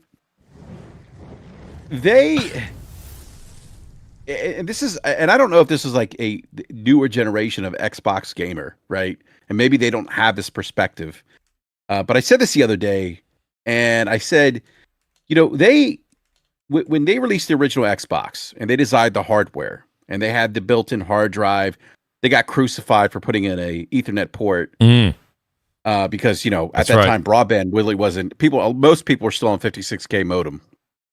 For those youngsters who probably don't know what that is, that was basically internet over your phone line, which was terrible compared to modern day broadband. But they did these things, right? Because it's very forward thinking. But it wasn't just like, hey, we're doing this thing with the hardware. It was the execution, right, of software designed for that hardware. And that's where they excelled. That's where they started taking it to Sony and the original Xbox. You got games like The Elder Scrolls Morrowind, which could never play on the PlayStation 2. Why did that game was only possible because of the internal hard drive of the Xbox. You had Xbox Live. Xbox Live was only possible because of the Ethernet port. You had we had the passing of Itagaki-san recently, a couple weeks ago. Yeah. He in Ninja Gaiden 4 was just released. He released Ninja Gaiden exclusive on Xbox and literally said. Yeah, Jiggle right. Remember? Physics. Yes, remember? That's right. Crap. It was like you're laughing, but that's true. He said, "You're right." Yeah. Like that's what he wanted. Crap. Remember bump mapping? That was it. Yes. Bungie couldn't stop talking about bump mapping. Only possible on Xbox. Yeah. And for those that are kind of wondering, like, okay, so even third-party games back then, like NFL 2K5 is my favorite football game, and on that version on the Xbox, you had highlights at halftime that were actually in-game highlights versus the PS2 version, which were like still photos, and also bump mapping on the players. You could see the creases in their uniforms, and they would build up dirt and wetness and rain and stuff like that. So yeah, it was like stuff like that. Also stuff like if you look at like Escape from Butcher Bay, that was a game that was really that was like a phenomenal. Like they were getting games exclusively not because they paid money for it, but because they had the most exciting hardware and developers were like all about it. So I mean that was really kind of a big difference there for Microsoft at that particular point. Like Xbox was underground, and then you guys remember the 360, they did like you picked your thing where you underground or maybe you were this or that, like people would give you feedback and avoid you for being too good or whatever the case may be. And now they've turned Xbox into like something that it's not, which was Xbox was always supposed to be like the cool choice or whatever. And now it's just like, everybody laughs at it because they don't trust it. They're like worse than Sega in a lot of ways. Sega didn't have the money that Microsoft had, but what Sega did was release a bunch of hardware and then drop support on it quickly. And, people just started not to trust them, and that's like kind of what's happening to Xbox, like I wouldn't trust Xbox as far as I could throw them. It's just like I wish that they would get their act together, but it doesn't seem like they're going to for whatever reason. I would love to see them do something to be competition, because everybody laughs at me. I'm like, you guys don't understand how important competition is. Look at Madden football. They just re-signed through 2030. That means we got to go through 25 years of nothing but Madden. It's like, dude, don't you guys see how important the competition is? When we got the best competition, think back to it. 360, PS3, Wii, okay? Everybody had a good piece of the pie. Sony came out with PlayStation Plus and gave you free games with it. That forced Microsoft to do it. Microsoft came out with a cheaper console. That forced Sony to lower the price multiple times. Gears of War came out for Xbox. Sony had to come out with Uncharted. Killzone 2 came out, and Halo 3 came out. It was like you had this competition that was going on, and it was like for people's money. Blu-ray pushed the industry forward, and that helped Sony. HD DVD went out. So it was like, you had these different things that realistically you needed that competition for, and we don't have that anymore. People don't understand what that means. Like, we got better deals, like prices would come down, and now it's like, we don't live in that era anymore where prices are going to come down on games and all that kind of stuff. That time has passed, because Sony doesn't really look at Microsoft as competition, and I can't blame them, because Microsoft can't get out of their own way. So it's like that time has kind of passed, and we'll probably never see it again. But I hope that Microsoft decides to do something to go out there and be competitive, because what they're doing right now isn't competitive at all. The problem, crap, and like I said earlier, it's like the cruise ship. It's like they're too big. I agree with you and everything you just said. I stand behind. I would love to have them do something and be the old Xbox again, or at least you said you don't have to beat Sony, you don't have to beat Nintendo, but compete. Yeah, you don't have to. But compete. You got to be competitive. And be competitive. But the thing about the whole thing is, I just think that at the end of the day, even if that's in the plans now, it's going to take time for that ship to turn. It's not just about being competitive. It's about being consistent in your messaging and the execution of your strategy. It's about being consistent in the software, the games you release. Yeah. Like that's what they're missing. Like, if I look, we all were on Xbox, the OG Xbox 360, and then they laid a big turd with the Xbox One. Although I didn't think the Xbox One was a terrible console. I actually thought the Xbox One had a better launch lineup in terms of software than the Xbox Series consoles. But we see this. I left Nut had a better lineup than that did, so I mean, it's not difficult. Yeah, I mean, like, they didn't come out with anything. That's another thing, right? I know you're going somewhere with this, but how do you plan a next gen console launch and not have any first party software for it? It's mind boggling. It's crazy, dude. But that's and so when I look at Phil's tenure, and a lot of people say, "Oh, but he saved Xbox." Okay, yeah, maybe he did. But here's what he also did, right? To Crap's point. There's no first-party launch game for the Series consoles, although they marketed the Series X as it eats monsters for breakfast. There wasn't that game that showed that it eats monsters for breakfast. There was that email memo that was leaked that went out where Phil's like, "What do you mean we don't have anything releasing a holiday? We have a pipeline production problem. We need to address." Like, how do you not know that you have a fucking pipeline problem in your development pipeline? Like, how do you not know that? Like, who's managing? Who's steering the ship here? And again, the guy that got promoted. Yeah, he's in charge of everything. If you look at, and if you look at crap, if you look at their post Phil Spencer, if you look at their market share, you look at the eroded trust, because I do believe there's some eroded trust now between consumers and Xbox. You look at the mixed messaging. You look at, it's just 4 games. You look at all these pivots, right? Like, that speaks volumes, and it's really simple. And I think Ibarra said this. It's real. Games make the world go around. You could do these other things that they're doing, but keep the focus on games. People go to platforms. They go to gaming platforms to do what? To play video games. Yep. That's it. True. Create great content.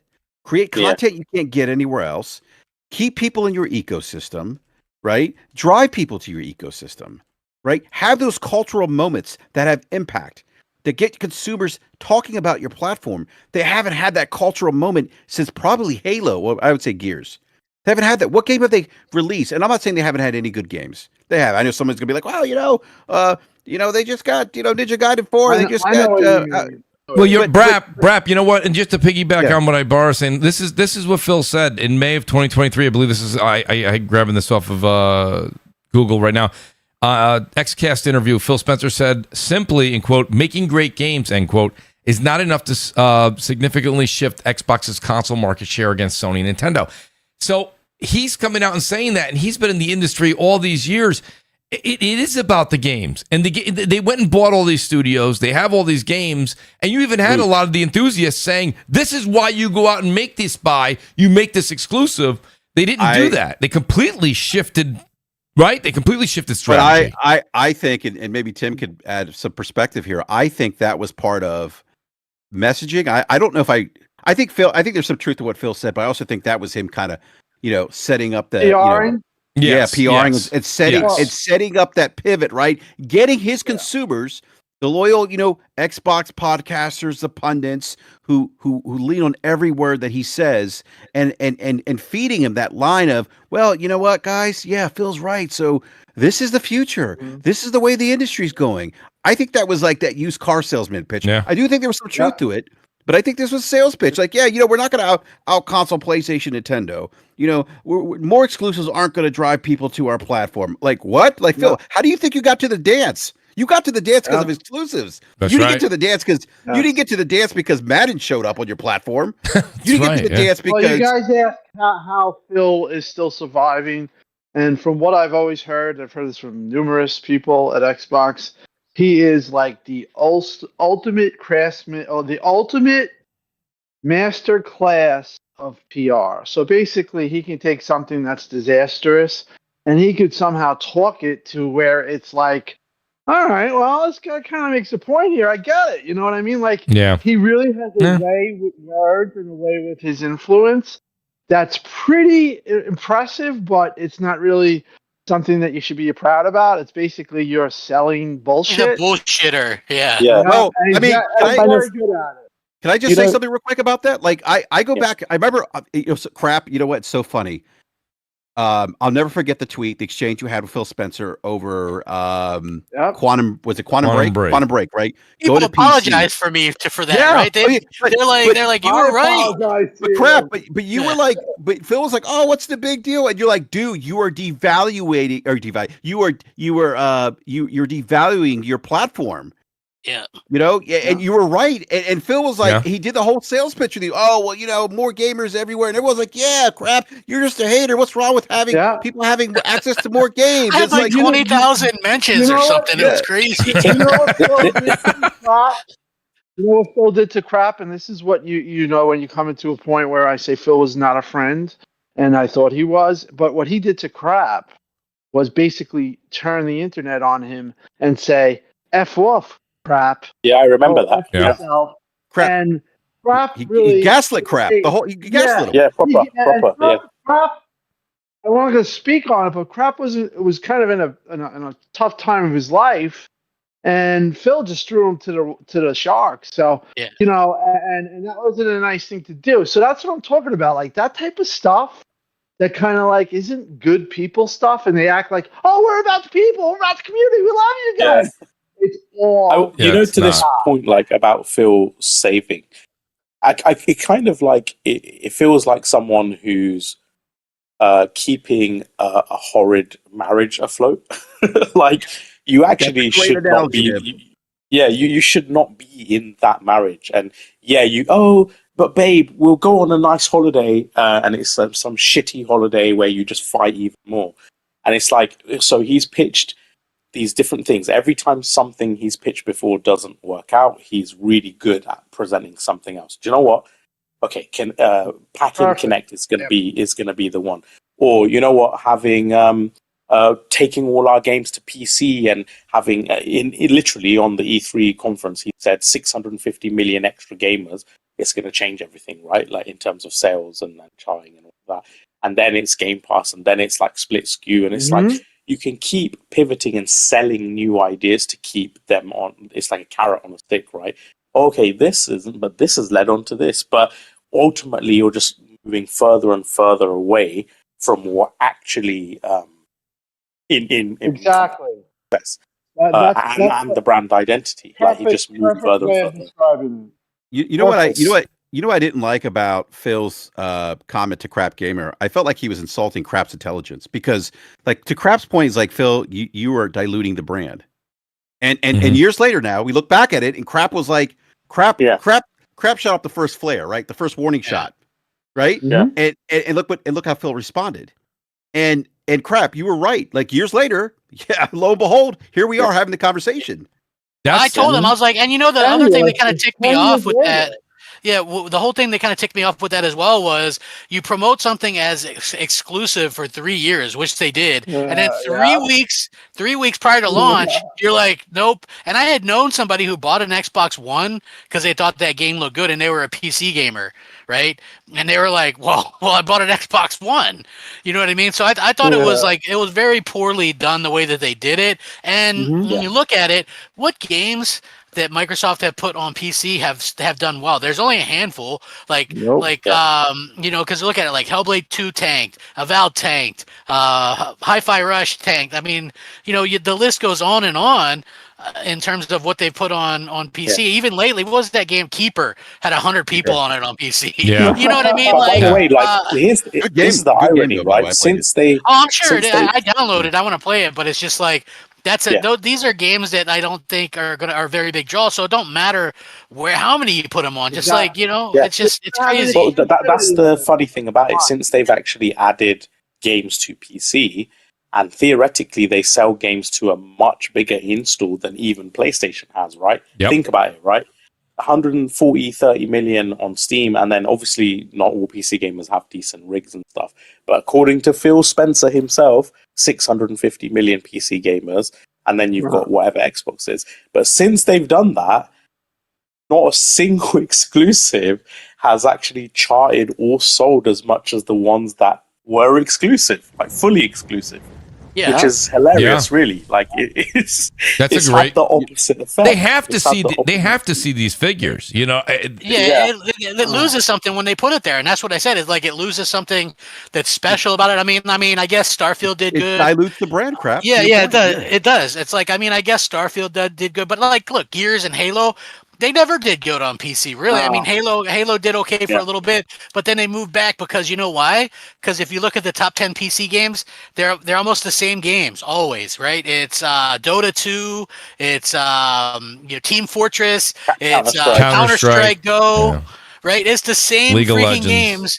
Yeah, League of Legends. It's the same games, right? It literally, their top 10 is almost always PUBG for some reason. Like that game's janky. He said, dude, that game is so janky. But in fairness, that is kind of similar on console as well because Call of Duty, Warzone, GTA 5. I get it, but like the games that they're playing on PC are like 10 plus years old. They're like really old, like Counter-Strike. Team Fortress and stuff.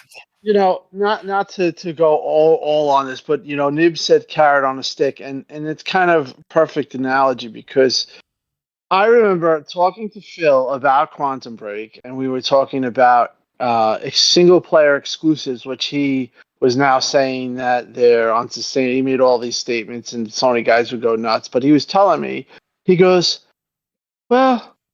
Only gamers, the data proves it, is they play Call of Duty and FIFA. That's all they do. They don't play anything else. And then a year later, he's like, hey, Game Pass, play 800 games. You can play all of it. So it's a direct opposite of what he was telling me a year ago.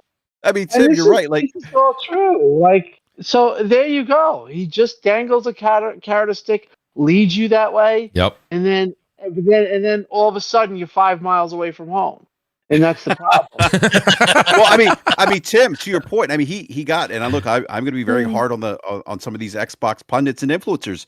He's got them eating out of the palm of their hands, where they're literally in sync, like blurting out the same voice tracks. Yeah, like you listen to what it's like. They're all like, I'm like, you guys go to like the Xbox PR class. Like you guys are literally the problem when they did that. What they did with that rap that I thought was dangerous as far as Microsoft was concerned is you were alienating a lot of different customers with that. You know what I mean? 100%. It was like so that was when they went the grassroots route. I understand, and Tim, you're right. It had when they mentioned it, and they were going to go. There was potential there, I think for sure. But the way that it kind of worked out, and it went out, it actually pushed people away, and it was like it became like a group. So they picked and choose propped up people, and the thing is that they did. Yeah, that's the feeling you kind of get after you look back at it. They also didn't like when you held them accountable, when you held their feet to the fire. They didn't like that. Like and they did not like that. And then the community started saying that if you were critical of Xbox, and this is my problem with not everyone in the Xbox community now, but some and some Xbox content creators, is that if you criticize Xbox, and mind you, many of us been on Xbox for 20 plus years, we're coming from the position or the experience of having, great games, great gaming, great exclusives, the Xbox 360 generation. Microsoft's Xbox set that bar high with us. That is our expectation. That is our bar. Now that bar has been objectively lowered now, right? And so now we're saying, wait a minute, this is not okay. And when you say that, the response is, "Oh, you just hate Xbox." No. Accountability is not the same as hate. You'd be surprised at how many people think that I hate Xbox, right? Even though it's like 99% of the platform that I play, and I've got so many games on it, and I'm usually on it, all the time. Even now, it's like, and it's just like people don't understand. It's like, how can you complain so much and still like it? It's like, because I want it to survive. I want them to be competitive. Well, that's it. And but crap, I learned something from what your experience was. And then Mikey, shout out to Mikey Barra again. He said this a long time ago, and I'm paraphrasing. I don't have the quote. But he said something on Twitter along the lines of, remember when Microsoft was getting rid of the movies and TV and things like that, and some of the digital content you were having on your Xbox? What was that? Do you remember? I'm going back about 4 years ago or so. Do you remember some of the and Mike, someone just said, Mike was talking about it, and someone goes, well, where should I buy it? And he said, Apple. He was like, basically, buy your stuff on Apple. It's safer there. When you saw that some of I can't remember what the digital content was that was being removed. It was something with TV, movies, or music. It wasn't games, of course. And it was something like that. And he said, I recommend you buy your digital content on Apple. That's what he said. And ever since he said that, I kind of started going that route. And that's when I started to buy games on PlayStation back in like 2018, 2019 upwards, because I was like, these games, like literally, crap, you have those games. And now I got news for you. When your Xbox Series X like literally drops and it doesn't work anymore, right? And that happens, you're going to be forced to go buy some sort of whatever they got next. Whatever, I don't know what it is. Whatever they got next. This great hybrid, right? Because if they're selling the 2 terabyte Series X for $800, I can't imagine what's thing's going to be next. Geez. This kind of pity. I know we were going to get onto this subject with the Prophet and the Bloomberg article. That's the biggest thing. But a point that was just said about the influencers basically always shilling the narrative that Xbox wants. I think we are actually at a really dangerous inflection point of what that shilling could kind of entail for future gaming, because like what is going to happen and what I think will happen going forward is Xbox and their shills are essentially going to normalize much higher prices in the console space, right? Because it's already like, I'm already seeing some kind of like, okay, the next Xbox hardware console is going to be the premium device, and the PlayStation 6 is going to be the affordable one. But if the PlayStation 6 is $600-$700, that's not still affordable based on what we've known about console gaming. That's still a premium price and much higher than we've ever had. But they're working real hard to kind of normalize that as being like the budget-friendly option, and 1,000 plus being like the premium and what you can expect if you want better. And obviously they have the Asus ROG Ally X, which is also $1,000 fucking handheld, just creeping that under, as well as $800. By the way, they canceled their own handheld to do that, and people don't think that that's possible. With the next Xbox, like they literally were going to have a handheld that plays your library, and they're like, no, we're not going to take any risk with that. But here's the thing to that, right? It's not actually going to be because it's just a premium device. What we know now, and what we're seeing actually, right? 50% increase in price in less than 2 years on Game Pass Ultimate. Series X 2 terabyte glitter edition, going from $600 to $800. Across the board, they're kind of raising their prices. They got $1,000 handheld, and now the rumors are this new console is going to be super high price. But it's not actually just because you're getting premium performance. what it actually boils down to is them seeking a much higher margin, right? So if they are going for this 30% kind of profit margin going forward, right? I'm not saying they are going to do it with hardware, but let's just say for the sake of assumption that they do it on hardware as well, right? So they've gone from subsidizing hardware to wanting to make profit on hardware, which seems like it is what they're doing based on the current Xbox prices. If the Series X with a BOM, bill of materials, manufacturing cost of $520 was to have a 30% margin, that in itself would have been close to $800 at launch. So this $1,200 system is not actually going to be $1,200 because it's just so powerful. It's actually going to be something that should have cost $800, but now they're seeking higher margins. It's going to cost more. So really, we just as consumers, we're going to get more screwed. And then what happens when Xbox now decides, because PlayStation and Xbox historically have always preferred lower, well, not preferred, but they've gone with like single digit or lower profit margin versus, say, Nintendo. But now Xbox is going after these crazy margins, right? So what happens? Like they might change the type of games they make. They might push heavier onto microtransactions. They start higher margins on hardware and on peripherals and everything else, which they're already doing. Now, what happens as consumers then to PlayStation? PlayStation is not just going to be like, okay, Nintendo's going after high margins, Xbox is going after high margins. We're just going to be really charitable and keep everything at low margins. Of course not. Like the Xbox indirectly now is fucking up the whole thing for everyone because PlayStation will inevitably. So you know what? So Nib, let me ask you this, and we do have David here, so I want to hear what David has to say on it. But Ghost in the Garage just made a great comment. He goes, "You see, the narrative has changed from the best value in gaming, the lowest cost of entry, etc., to now $1,000 is the standard price for the devices, and $30 a month is worth it." I mean, I'm saying it's, you know, I it's mean, shout out to insidious, Ghost. dude. These like shills are working overtime to change these narratives on the fly. On the fly. I mean, it is change quick. The very understanding of what we deem as premium and even exclusivity and everything. Nib, they consistently argue against their own self-interest. It started during the ABK merger, right? Oh, it's going to be great, blah, blah, blah. What happened? They got the cost of Game Pass went up. Right? They walk themselves into that, right? They talk about games everywhere, right? They're going to walk themselves into games that are not as optimized for their hardware or not having games that are designed specifically for hardware. It's insane, dude. It's counterintuitive. They're going to pay higher profit margins. They're going to have games less curated for a singular piece of hardware. It's going to have Windows bloat and everything. They're no longer going to have exclusives either. In every way, you're getting less for your money, and they're championing it. You know, I heard some Twitter, Xbox influencers or whatever, describe the PlayStation 6 as a Temu console and Nextbox as the premium.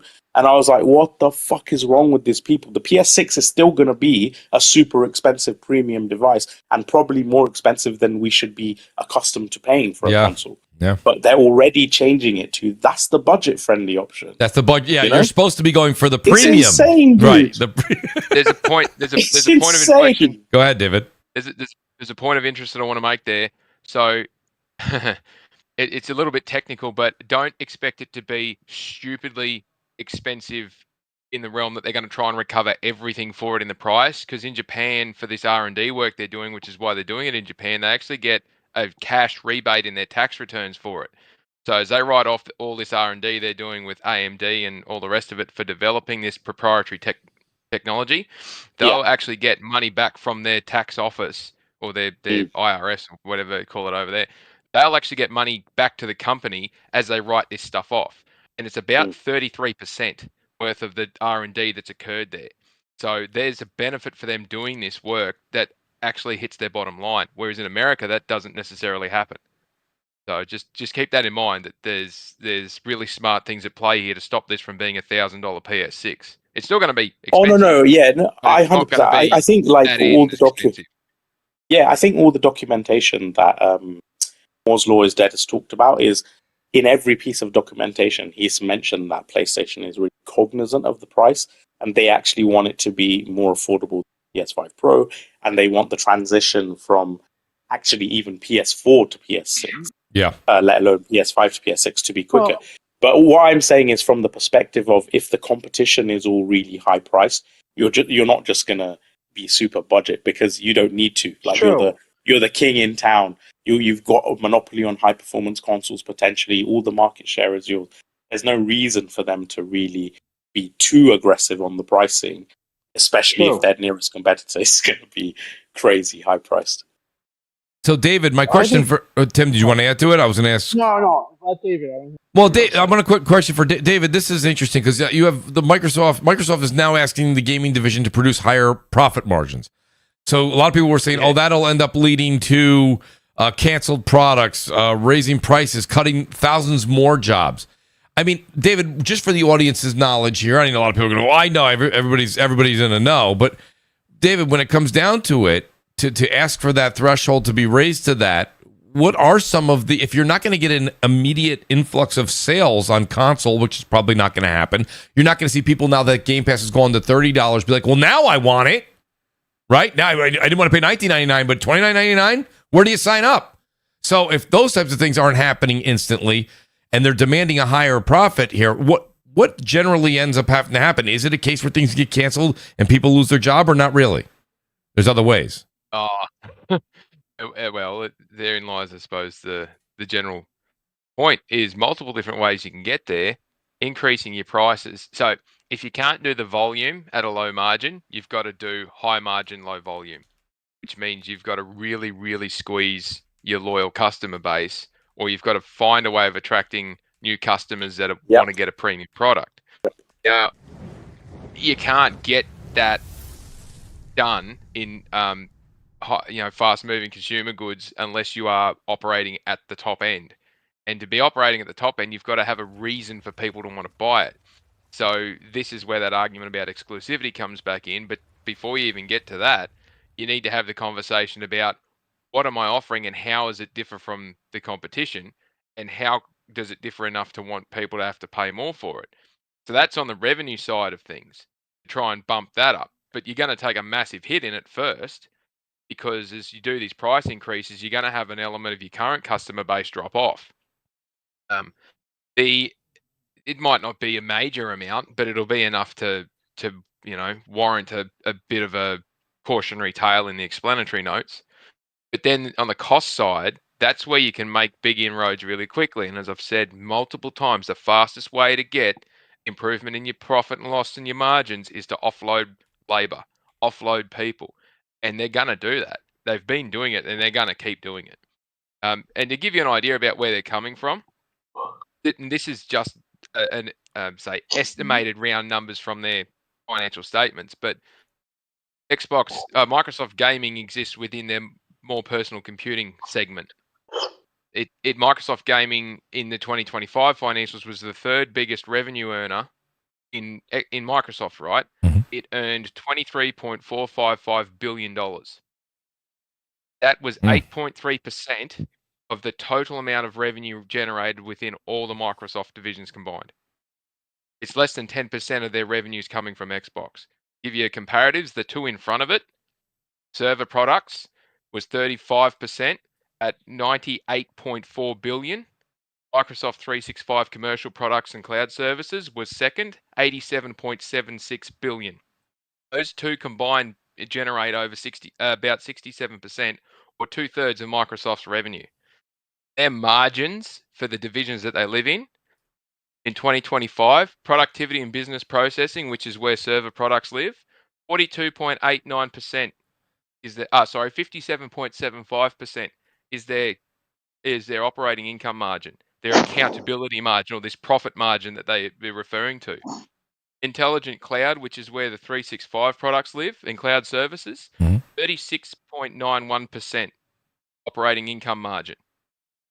Personal computing was at 11.7% operating income margin, 11.73%. And that's it's not just limited to having Microsoft Gaming, it's also that's where LinkedIn, the home Windows and devices lives, the Microsoft 365 consumer products, and a couple of the other smaller amounts. But Microsoft Gaming now generates the predominant more than 2/3 of the revenue in that area, or close to 2/3 of the revenue in that third segment. Now, if they found themselves in a situation where they're basically more personal computing, consider it similar to PlayStation. PlayStation generates nearly half of Sony's revenue every year. So if they're sitting there generating the bulk of the revenue in that area, and bear with me while I get through my TED talk here, they're generating the bulk of the revenue that's coming into more personal computing. But the outcome of that is it's a 11% profit margin, and they just invested over $80 billion in it in the last 2 years.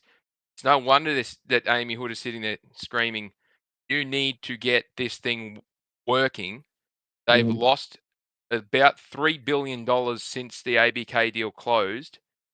They've had in losses to their operating, to their net profit line because of the cost of the acquisition and the lost revenue from the acquisition in the eliminations and all these other factors and reasons. And as you're talking about it before, Phil Spencer's a great salesman. He sold it to Amy Hood and Satya Nadella and to the courts and the FT and tried to convince the FTC and everyone else. Yeah.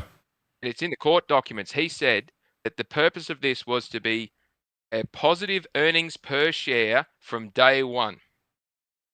And earnings per share is not based at the operating income level. Earnings per share is after you take everything into account at the net profit level. And if their operating income margin is 11% and they've got a shitload of costs to come out after that, yeah, they're still operating at a loss. And it's no wonder that they've said turn it around and make it profitable, but your 30% is your target because the other two divisions are running well over 30%.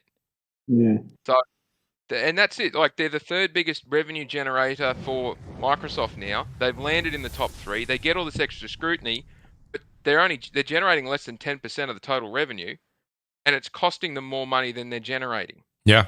So they get it there or they do something else. What about all those times, though, David, that we were told, well, Microsoft has $100 billion and they're losing money because it's in the bank. They need to spend it and this and that. Now they've spent that money on these acquisitions, these large, Bethesda, ABK.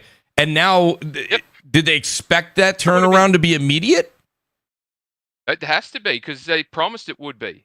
And it would have made more sense for them to have left it in the bank. But the other problem that gaming's got, and we forecast this 2 or 3 years ago, we were talking about this back then.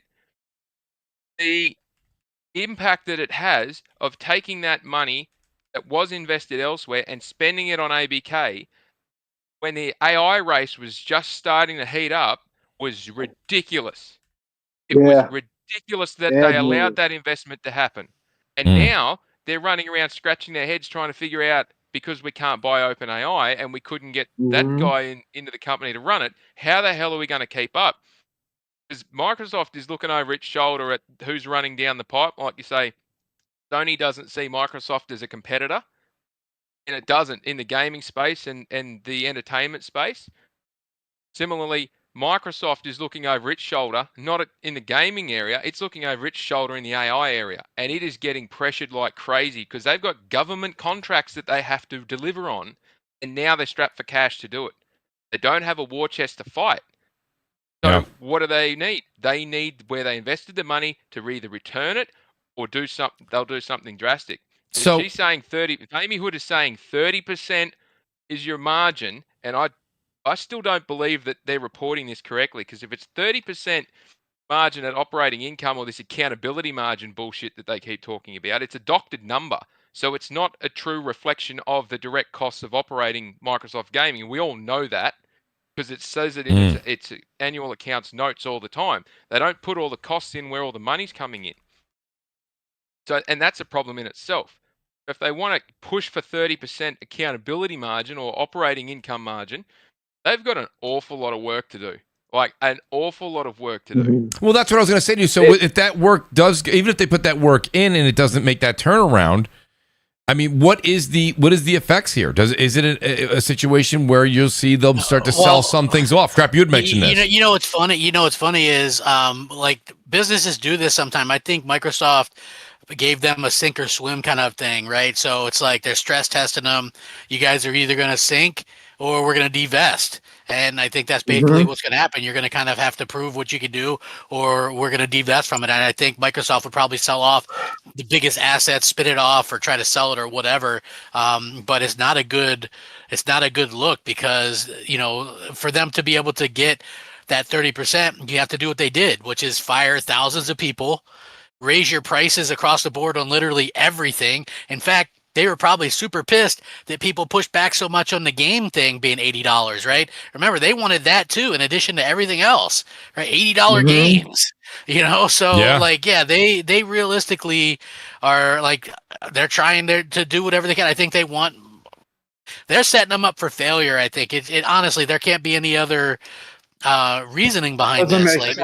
They missed a trick. They missed an absolute. Sorry, Tim. They missed an absolute trick. They could have had the money that went to EA. They could have had that, and instead they chose to not entertain that negotiation. They could have offloaded Xbox from and I've said for years, Xbox needs to get out from underneath Microsoft because it's being crushed by Microsoft, and we see that happening now. It's playing out. I've been saying this for years. Get out from underneath Microsoft and get focused from an investor that just wants to focus on the one thing, which is games and game content. Yeah. And they've missed a trick here because Savvy and PIF and that were sniffing around big time with a fat checkbook, and Microsoft were too proud to say, yes, we'll get rid of it, because they listened to Phil. Yeah. Yes. Listen, what you just said made my mind explode, because it's so in depth and very well thought out. And as much as I try to catch up to it, certain stuff I don't understand, but I understand the gist of it. And one of the big things that you said is how PlayStation's a big focus for Sony. It's half, and this is 10%. 100% what you just said about them. A lot of this too is them angry that they basically invested $67 billion into Activision. And it was 100% a stupid move. And part of it, I do think that they're like, oh my God, we listened to this car salesman who actually got us to spend $67 billion. And that's why I kind of feel like Phil's kind of like hanging back now. He doesn't tweet anymore. He's kind of like in the shadows, and Sarah. Everybody doesn't tweet anymore. Like they used to. Yeah. You remember, like you would get a random person like Aaron Greenberg on a podcast that has no subscribers on a Saturday night. Like that was like a real thing that happened. They'd be real friendly, and they made you think we're all in it together. Yeah. You know what I mean? They had us doing all the marketing for them and stuff. Yeah, well, I honestly think that like some of that stuff was organic with Aaron, especially. Yeah. Because I remember Aaron like went on to PTK Blam. Like he really does enjoy the community. He is. I mean, listen, I know some of the Sony guys don't like him, but he's like a rah guy. But he is. I love Aaron. Aaron's a good person, and you talked about people. He is genuinely like my friend, and I love him. I can't imagine he likes what's going on there, really. Listen, none of the old-time guys they feel like their heart is being ripped out. Laura Fryer, Albert, Larry, you go down the road. Mike Ibarra, yeah. It really kind of sucks to see some of these new age Xbox fans hate on Mike, like he's just a bitter X or whatever. I'm like, this guy's the reason why we have backwards compatibility. Phenomenal at Xbox. Mike is like, okay, I'm gonna give you Mike to a T. Has there been times where I'm like, Mike's a dick, and like, oh man, this guy's too much? Because I used to play games with him. I'm like, oh man, Mike's an intense dude. So Mike doesn't play the game like, hey guys, like this is going great. No. He's like, no man, we got like, what are you guys talking about? And he was very vocal, and that's why people didn't like him. He used to stream PUBG, and he was very intense with that. But he's very, very, very intense, and he very, very cares about it. Okay, and he would say it in the meeting. In Microsoft, they have this like warped sense of reality, like they're doing good. and like Phil, this car salesman's like putting up this whole facade, and everyone's buying in. Kind of similar to what the hell's going on with the community and all this stuff that we've detailed today. It really is warped. But Mike was always the guy. To that point, Tim. Yeah.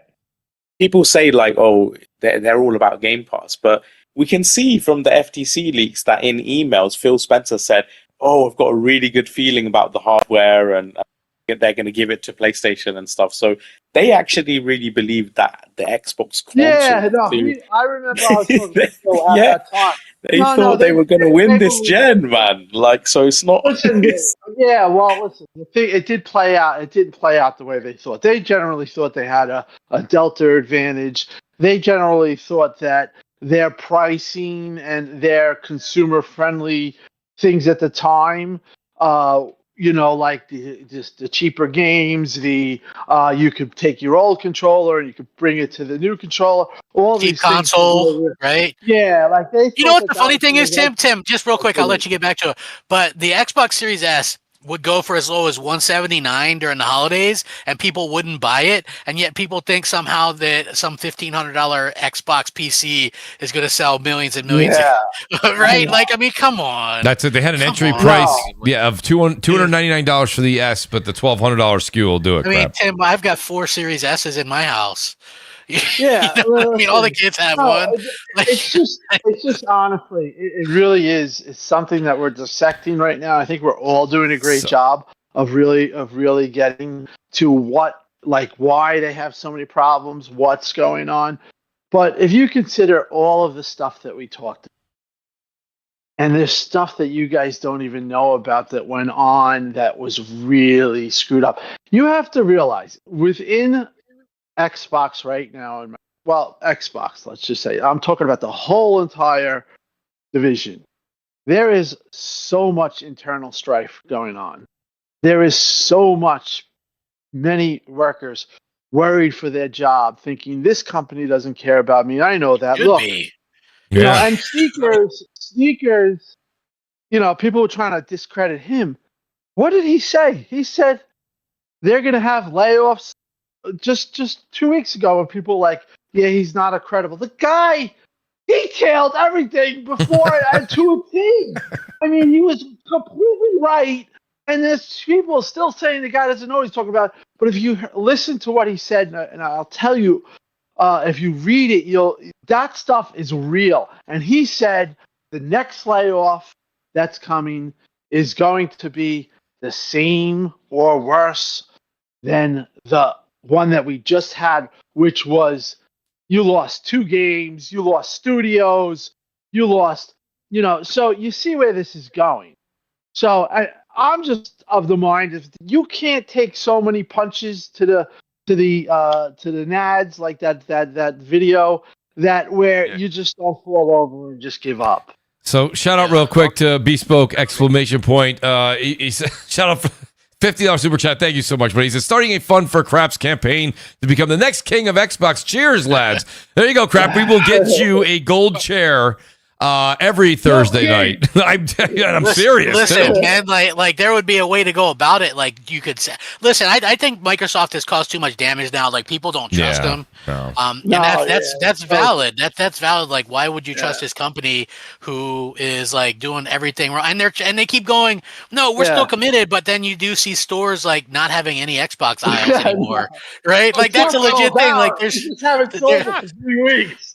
Yeah, you know what I mean. Like they don't advertise. They're a $4 trillion company, but they don't have money to advertise any of their games.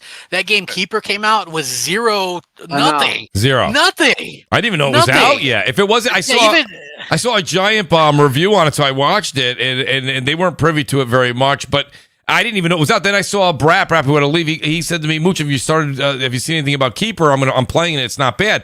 I'm like, buddy, I didn't even know it was out yet. I'm not gonna lie to you. Yeah, I think they're advertising. They dressed up Steiny as a mountain, and they had him walking down some California boulevard. That's go ahead, David. I remember they used to do like a weekly Xbox show, and like Major Nelson did an Xbox show. Yeah, it was Even a podcast. they had this girl do this thing called the Connect Show, which I used to watch, right? Like they used to do all kinds of their own like cool stuff like that, where you could watch and see what's going on, and then they do a Major Nelson's podcast, honestly, listen, I'm not going to sit here. It wasn't Joe Rogan or whatever you like to listen to, but I mean, he did he had a decent show. He would have people on that were doing games that were coming out, internal developers, some of the hardware people, and he would ask some questions, and they were interesting. I mean, if you're in the world that we enjoy, they would find it interesting. They don't have any of that anymore. But Ghost in the Garage, Ghost in the Garage is back, and he does make a good point here. He says we're already seeing it now with their games, 10 to 15, maybe 20 hours, lower budget games. Avowed, he says, Ninja Gaiden, Hellblade 2, Indiana Jones, etc. He says, not bad games, but I know those games are not $100 million budget. And you remember Matt Booty said that much, right? That's the focus. That was years ago, 4 or 5 years. He said, we want to do more of that AA style, meaning probably also budget. That's where they are right now. That's what was going to fill up Game Pass for you guys. It wasn't going to be a lot of these AAA massive games. You may get one or two of those, and it was going to be a lot of these sprinkled games. They were putting a lot of hopes on Starfield, I think, too. Starfield, that was supposed to be that was supposed to be the next Fallout, or the next whatever Elder Scrolls, and it wasn't like a complete thing. It's like, hey, we're going to launch this at 30 frames, and it wasn't finished. It's a good game, right? Like I enjoyed it, but it's like. Even right now, it's not what it should have been. Like, so many cutscene, loading screens and all this, and it didn't feel like there was this big universe, right? I mean, there was some cool things that could happen, but it didn't feel like this big lived-in universe. And so, that's unfortunate because the game that was supposed to be the game of the generation scored an 83 or something. And there's nothing wrong with games that score in the 80s or even in the 70s. But the problem is you need those 90+ games, because if you look at all the games they've released this year, not a one of them is in the running for Game of the Year. Not a one of them. Right. The interesting thing about Starfield, right, and just this conversation, because a lot of people, I've heard a lot of people say they believe PlayStation games are overrated, right? And it's really funny looking at the data, because if you look at purchase confirmed user scores, right, meaning someone has to actually buy a game in order to leave a rating for it. There's no point looking at Metacritic user scores where any fanboy who's never touched the game can review it. But purchase confirmed user games, I was looking into the data the other day, most PlayStation first-party games actually are higher rated by users than they are by critics. So the actual public loves them more than the bloody critics do. And conversely with Xbox, a lot of tentpole exclusives have significantly lower purchase confirmed user ratings than the critic scores. So Starfield is 82, I think, or 81, whereas on Steam, Starfield is 58, and on Xbox it's 62 or something like that. I can't remember off the top of my head. And same again with Halo Infinite. Halo Infinite 87, I think, on Metacritic, and again it's between 50 and 60 on Steam and Xbox. So actually the public is not resonating with Xbox's titles, even in the same way that critics. Yeah. And it's like I liked Indiana Jones a lot, right? But it was like that game didn't sell anything. Nope. You know what I'm saying? Yeah, listen, when you have a 30% margin or whatever this whole thing is, and I heard the 30%. I think David said that it might not be real, or he explained it eloquently. It's funny though that you mentioned that months ago. I know. Right. So I would assume that's legit. Yeah, Jason, listen, you guys know I don't like Jason, or I haven't liked Jason, but the one thing about Jason is that he does his job, okay? And he really... Especially when it comes to bad news. He's out the bushes, man. He is really bad. Somebody worked overtime at Naughty Dog. An article. Jesus, Well, that's the thing. Every fanboy hates him. PlayStation think he's an Xbox guy. Xbox guys think he's a PlayStation guy. Right. But you somebody worked overtime. You can't deny that his sources are pretty much they're very legit. He's the most legitimate game. I would put him up against I would say that it is a lot of doom and gloom articles, but they are factual, and he does his due diligence. I don't like him, but he's not wrong. He's not wrong. He's not wrong. Like he came out. Listen, that guy came out and said that the Naughty Dog that Factions game was canceled, and he's so legit with this stuff that Naughty Dog came out 2 hours before that or after that and was like, yeah, we had to cancel it, but blah blah blah. You know what I mean? It's like so the guy knows what he's talking about, even if you don't like him. Which he blocked me for some reason. I never even had any interaction with him. He's whatever. I don't care that he blocked me too, but I did kind of was like the first time I saw him and I started looking at this guy. I'm like, this effing guy, he hates Xbox. Everything is negative. I'm like reading all the stuff. He has like snide comments about Xbox. I'm like, this guy. But honestly, I think that is his kind of like he kind of puts himself in that position where he doesn't want to be friends with either Sony or Microsoft. He wants to find out like a journalist too. So I kind of actually have respect. Believe it or not, though, Tim. Believe it or not, especially with that last sentiment you just said, that's how journalists should be. He doesn't. Yeah. He's not trying to make friends out there. He's trying to get the story. Right. And you know what that reminds me, like the other thing, like we were talking about Phil Spencer earlier. He has a quote where he goes, "If we lose our way with Halo, we lose our way with like Xbox." Right. And I mean, if you look at it, 343 or Halo, they haven't done Halo Studios, whatever they are. They haven't done one good Halo game, like a complete Halo game. Like their entire Halo's going to blow the. That's the story. That guy Israel. He's gonna blow the lid off, but that story's coming out. But I was going to say, to Jason Schreier though, you could say he's actually had a positive impact on the industry because of his reporting on Rockstar and Naughty Dog. Both those studios actually stopped crunch culture altogether. Obviously, I don't know. Obviously, there's some people who don't care about that. They just want better games and whatever. But in terms of like the work-life balance for employees, he certainly had a positive impact because those studios literally changed their work culture after his reporting. It's funny. The opposite goes on at Xbox. You just don't work at Xbox.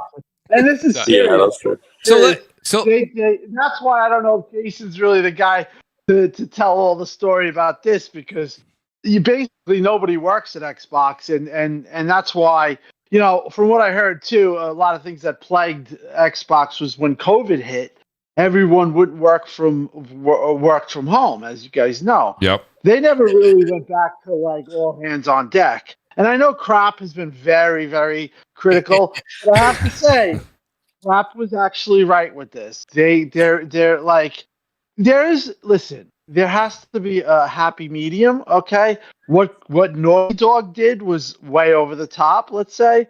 But like, you can have it where people are like, I'm gonna take care of the kids today because I have to have a mental health day, and like in Europe, I will say, they were having brunches and shit. Brunches in every workplace, really, right? Like, you would see pictures of them. Here we are at the, whatever, and then you'd see all the different people with like purple hair and glasses and piercings, and they're all like smiling, right? And they're like, "Hey, we're having some brunch. It's a good mental health day, or whatever." Like, it was like champagne. Someone in the comments said, "Sonis said." And Naughty Dog hasn't released a game ever since. Great job, Jason. That's so true. I mean, listen. The thing about Perfect Dark should really scare everyone. 7 years and you had a vertical slice. Right. If that doesn't like draw a huge red flag, a banner. Well, apparently, we didn't even ever get gameplay of Everwild, and that game was in production for 8 or 9 years. It's insane, dude. Everwild was they hired Luis O'Connor after like 2 other people, and basically Luis O'Connor, I don't think was qualified for the job. But I think she was just given the job because maybe they liked her, or maybe that they had good yoga classes at 12. I don't know what's going on, but the thing is that you have to have a sense of professionalism to get work done. Okay, in anything, you have to be like, I got to go to work, guys. No more. Hey, listen, we can't be polite and loving and have candlelight dinners all the time. We actually got to work. It's business, Tim. It's business. You know, I mean, at the end of the day, why they can't make a game. It's just there's no real pressure at this point. You know, it's dwarfed into this, or it's morphed into this. Yeah. But that's or like really that, guys. We like Fable, right? That game has been in some form of development since 2018. And you know, and it's not even, and we haven't really even seen much of it. A couple seconds of gameplay. Yeah, we never saw any Everwild. There's like I question that whole. I do too. I gotta be honest. I know, like that big giant thing, like that. That was really cool. But I know when I play the game, it's gonna be either a cutscene or some. Like I got the impression, like if I'm playing that, maybe then we're cooking with oil, whatever fire. But I know there's a caveat. Like I know, I'm just hopeful that they let us pick our character, whether we want to be, you know, a guy or a girl, like all the other Fables, and then your choices would affect your look, right? Like if you teleported to a lot of places, your character would get fat. You know what I mean? I don't think it is like that from what I've read. I think it's a fixed character. I hope not. I don't know if Fable holds the merit it once did. It's been so long too, crap. I mean, you talk about Fable. We were talking about Fable back in 2014, 2015 2015. We need to have a new Fable. Dude, I was in the Fable Legends beta or whatever. That's right. They spent nearly 100 million on that, by the way. When did they go? When did they get past the conceptuality phase? What, 2020? Like basically, they acquired Playground in 2018. And then it just seems like 3 years just went away. And really, they were like hiring 200 people or whatever for the game in like 2020. Like, you would think the stuff should be like way past that. Like, I'm going to put my neck out on the line here, and I think Fable is going to cook. I think Playground Games is going to have. Playground is a very talented team. The only thing I would say to add to what Tim and Crap are saying is the sense of urgency. Yeah. I mean, this game has been in development. Look, here's the other thing, right? 2018. I mean, come on. Xbox One lacked games. Xbox One lacked first-party games for the most part, but you could count on a fucking Forza every year. Yeah. You got a Horizon game and then a Motorsport game. A Horizon game and then a Motorsport game. And now it's like those are on like 3-year cadence, and I guess Motorsport's dead. They spent 6 years. They spent 6 years making this game, and it was shitty. How could this game that took 6 years have less features and stuff than a game that would took a year and a half? Like, we had an epic crap. I'll give you an example of Phil, a little inside thing, and this funny story. So is it the one about Gran Turismo? No, it's about Rod Ferguson. Gotcha, so Rod Ferguson was given a project, Gears 4, and he did it in 3 years, and he was known as the closer, or like he was known within people. When Rod Ferguson went to Blizzard, he told Kotig, Phil told Kotig that, Rod Ferguson's a great guy, but he really isn't a closer, you know. He just, the project's just, he can't close a project. Meanwhile, the guy did something completely amazing, and with Gears 4, he completed the game in 3 years, basically, you know, got the game. People don't realize this. He closed out BioShock Infinite. Yeah, right. So he's telling a guy the exact thing opposite of what the guy is. He's the Rod's known as the closer. You know what I mean? So, like, if that gives you kind of some insight of, like, the warped things that I hear that just, like, literally, like, if I wanted to make that up, I couldn't even make that up. That's something I heard from people. And I know it's true because you don't make something up like that. You don't make, you know what I mean? Yeah. So it's like that type of stuff. It's just warped. The whole thing, Xbox in itself is just warped. We're talking about like this. Well, he wanted to, but did Rod wanted to leave himself or no? I don't know. All I know is that when he went to Blizzard, right? He went to Blizzard. I heard the story. I heard it told Kotig that he had problems closing the game, and the person who told me this was like totally like mind effed. Like I don't understand. Like Rob is, and I had no Rod has been known as that because that's what everyone said. Yeah. Think about that. Gears was announced. They acquired it from Epic in 2013 or 14. The game came out in 2-3 years, and it was a respectable game. Yeah, was it like the Gears? It was still good, but it wasn't great. But and it looked good and ran good. I mean, just their characters sucked. Right, but 3 years is ridiculous. And he runs the BioShock development now. Yeah, he's doing BioShock.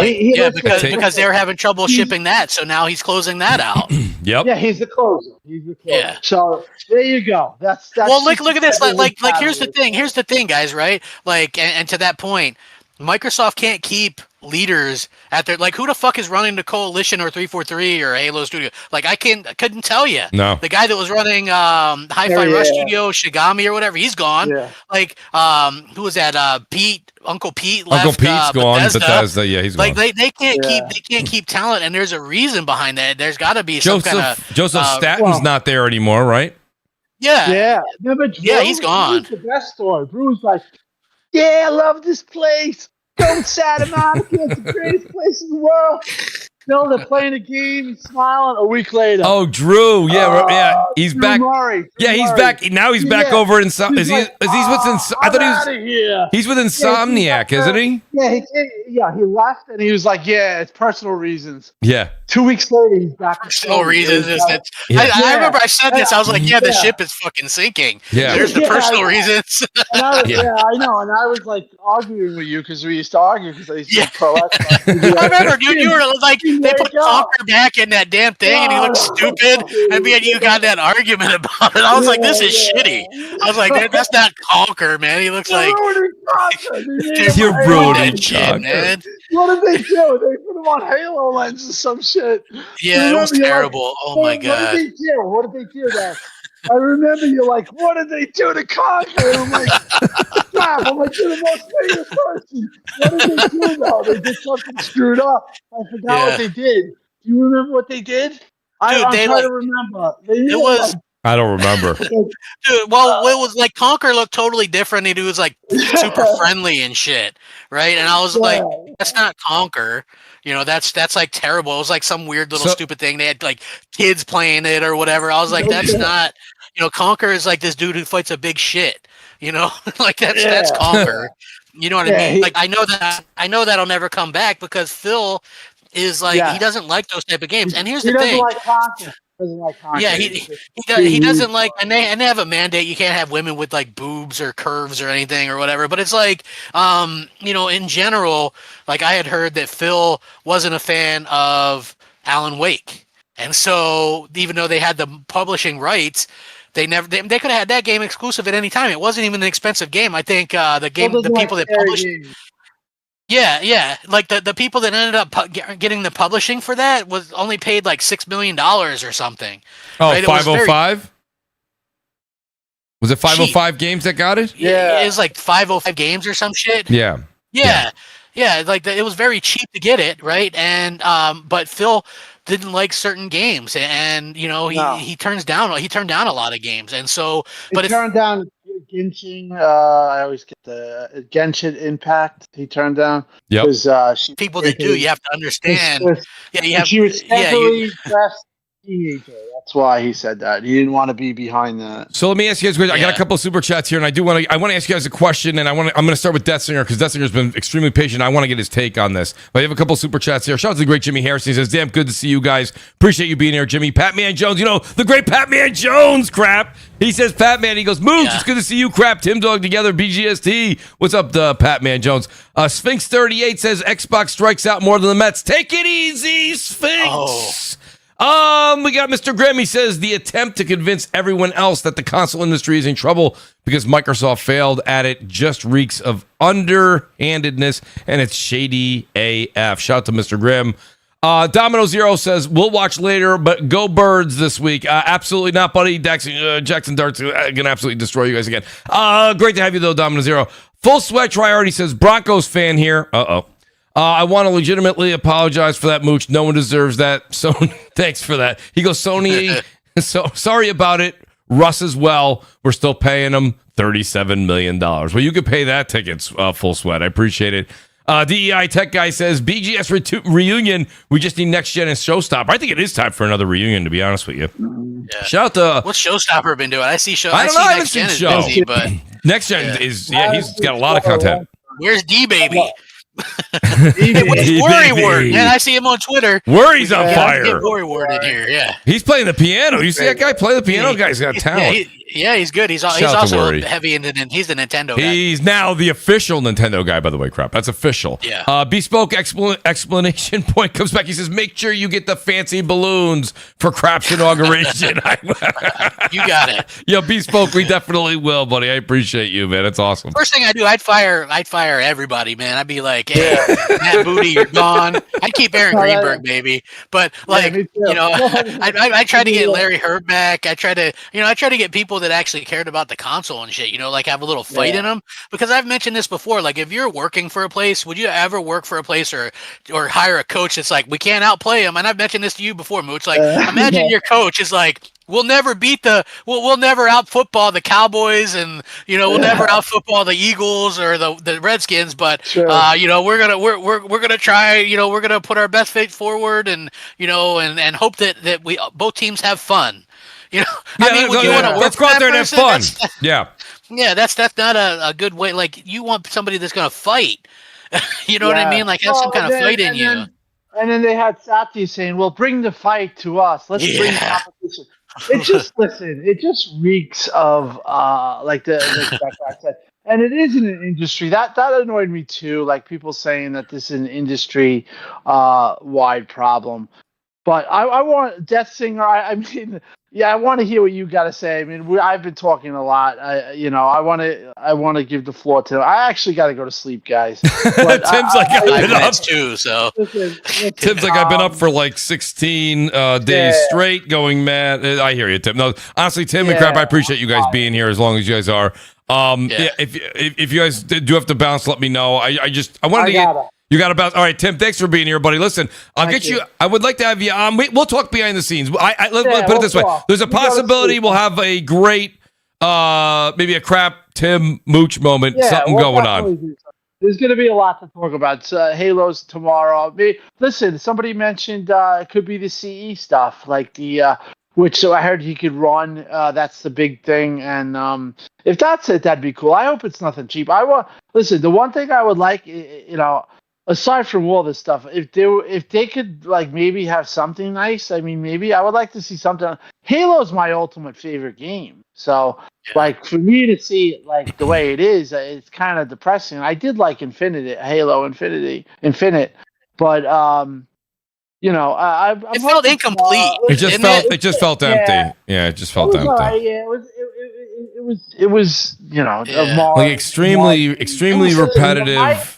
You know what annoyed me about it, and this is just me, but it was like, so they basically, that woman, that your new Cortana, she becomes your next Cortana. She's basically a Cortana, but she's like dressed like a nun the entire time. And I'm not saying you got to have her like how she looked in Halo 4, but it's like, man, exactly. I mean, listen, come on, dude, I'm with you. The majority, I know people will push those kind of things like 40% are women, but those women are playing Candy Crush, right? Most of them. So it's like you gotta know your audience, really. Exactly, and it's not like listen. There's parts of me that are very liberal, and I'm not like a person. Women. I love women. My wife is the strongest woman I know. My daughter, everything. I'm not against women or anything, but like video games is fantasy. So like when Cortana was like that girl and she was like dressed a little hot, that's pretty cool. Like that, you would have the women dressed like that as cosplay, right? Yeah, who do you want to wear a button-down shirt? I mean, come on. Yeah, exactly. That's what I'm saying. It's like. Listen, I get it that you don't want to do certain things, but the world we live in, just go on TikTok. Everyone's naked. So it's true. Yeah, it's true. Like, Xbox used to be known for jiggle physics, for crying out loud, and now you got like now it's like you got to have the women just as tough. Listen, you guys remember Dead or Alive? I have God, yeah. I mean, like, listen, like that stuff. that stuff, it doesn't make me think down of a woman seeing that. Anything, Of course not. I just think that stuff is way overblown, and it's hurting the industry in itself. But that's a lot of politics. When politics take over making video games, it becomes a real problem. And I think Xbox definitely has that problem. I think there are other sectors within the gaming, other companies that have that problem. But I just want to say this final thing, and I'm going to go to sleep. Mike Ybarra was critical of Halo. I remember him telling me in 2017, "Yeah, fucking up Halo, Tim." And he said he wanted them to go.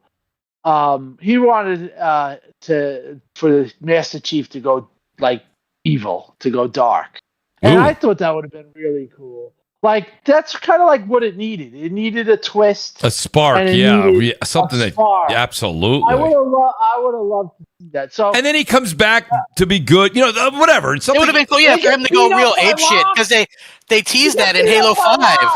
That was bad. That was bad. Like remember they all said he's on the run and he's going to get in this huge fight with Locke, and then they slap each other a couple times. Remember the commercial campaign? I was thinking everything. It was like tied into the game, and it was nothing. It was the greatest commercial campaign I've ever seen in my life. But for some reason, everyone in Xbox that was an Xbox fan thought that the game was tied into the whole story that they were telling. And nothing matched. There was Locke. He punched in Chief's face with and he broke his glass. And I liked Locke, but I just didn't like the fact that Halo, they made Master Chief like kind of like this. He became like now he's beatable. Well, that was it, and that was the biggest thing. Was we talked about it. Nobody even knows. You can't even say who were the other people that you were playing as. Nobody even knows. It's like Locke and there was the one guy, but other than that, it's like they forced you to play as these shitty characters that had no kind of personality. Like people wanted to play as Master Chief, and here's the thing about Master Chief is, because he's behind the armor and stuff, he could be anybody. So, like, what's it matter? Let people play as Chief. Jeez, it's like they did the same thing to Gears. Like, I'm a huge Gears fan. Got a Gears tattoo. First 3 games are amazing. I mean, they don't hold up extremely well today, but they were great. And then they changed that around. You're following around these boring ass people. And then you have Marcus get the shit slapped out of him in 4, right? Like, he needs rescue. Fuck off, man. Marcus doesn't need rescuing. That's right. Get out of here. I'm looking forward to E-Day. I hope they're doing it right. But without Rod and without Cliffy B, those guys were the pioneers. Who knows? That's the thing. Who knows? You should shrug your shoulders and go, "Oh, let's hope for the best." You don't have the thing is at one time it was a slam dunk, just like GTA. Everyone knows GTA is going to come out. It's going to be like, oh my god! Can you imagine Sony? Same thing with Sony. They have numerous. Spider-Man, God of War. I mean, listen, when Wolverine, I understand that people will sit here and give you all the statistics in the world that Spider-Man does all the numbers over, something like a Wolverine, but Wolverine's going to be all the sensation for quite some time. I mean, that. Oh, yeah. And they're going to clean it up, so like not in a way. Right. Yeah. You know what though? Like when GTA could have helped Xbox if it came out on time, like before Microsoft did all the price changes, because I think you would have had a bunch of people upgrade. Yes. You know what I mean? And that was the cheapest. That was the cheapest point of entry to play. Yep. And now it's $400. You might as well get a PlayStation 5 or whatever. Well, and I think PlayStation's going to listen. This is my final thing. PlayStation is going to really see a boom. I'm predicting the console market is going to it's going to get hit. It's really going to take a big spike next year. I think GTA is going to be absolutely it's going to do worldly numbers. People are going to buy a lot of Like if it would have came out this year, I said PlayStation would easily top 100 million consoles by the end of the year. They would have easily because I wonder what they're going to do next year with GTA. It's going to be a lot. Yeah, like they're going to have marketing. Everything's going to be GTA on PlayStation. It's going to be crazy. And it's like that's the thing. Like who does Microsoft team with these days? It's like not much.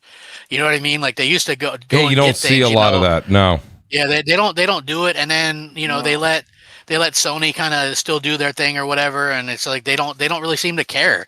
And it's like it does suck. But anyway, Mooch, I gotta go too, man. It's 9:30. No, crap. Thank you. I appreciate it, Tim. Thank you. We're still gonna get into a couple of topics. Thank you guys, everything. Thank you, Nib. Thank you, Jeff. Absolutely, good show, guys. Appreciate it, crap. I'll definitely. Latest crap. Hey, Bespoke, thanks for another super chat. Damn, man. I know. Right? I gotta get crap a game now. I appreciate it. I'll see you guys later, man. Have a good night. All right, crap. Thank you so much, Later, Tim guys. Dog. Thank you, guys. I'll plug both the channels and your ats on Twitter as well.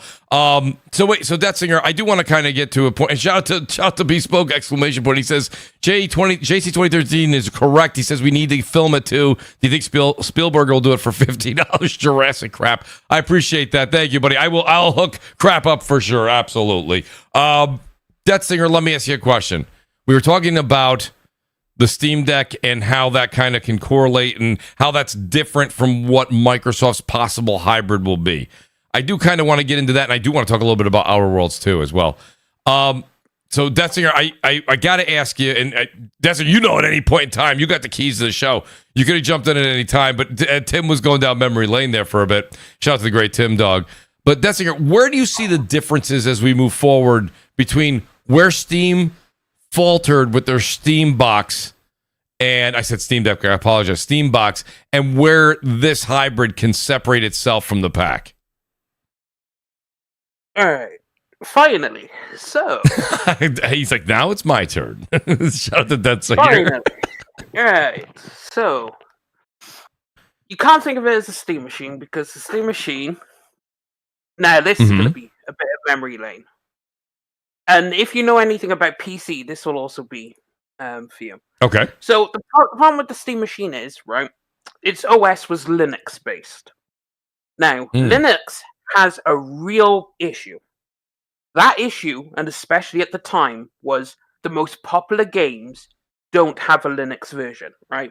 You can't play Apex Legends on Linux. You can't play Call of Duty on Linux. You can't play Fortnite on Linux.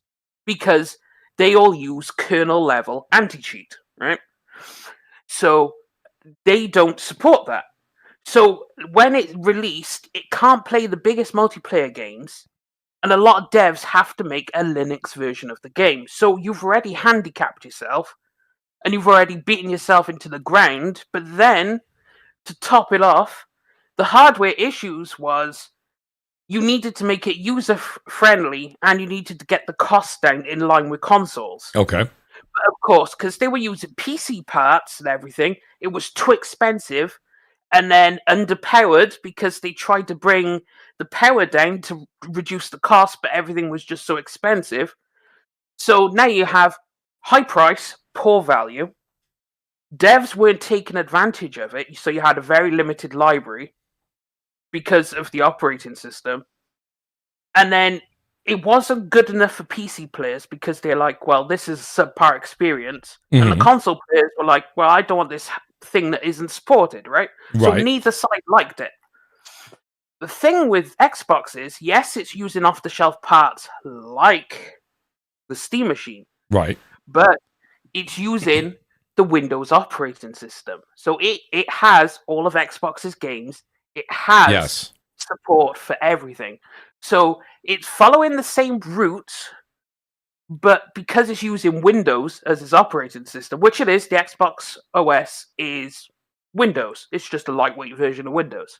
Yep. So because of that, it will work. It'll be a bespoke, highly expensive machine that you'll probably only, limited sales of. Yeah. But it will actually do what the Steam machine couldn't. Now, obviously, nowadays you could do a Steam machine because now Linux has like Proton, which is a layer. This is going to get really nerdy, but it is what it is. Linux now has layers like Proton, which can enable you to play games that don't necessarily support Linux. Right? Okay. So now technology and also the die and stuff has also shrunk. So now you can fit APUs easier, and you can fit off-the-shelf parts if you wanted that. So with technology now, Steam can retry the Steam machine because we're in a much better place. Because the Steam Deck is proof of concept, right? Steam machine, the learnings led to the Steam Deck. People have to understand that. The Steam Deck isn't a new idea. They just took what they learned from the Steam machine and went, okay, we see where we went wrong. We see where we fucked up.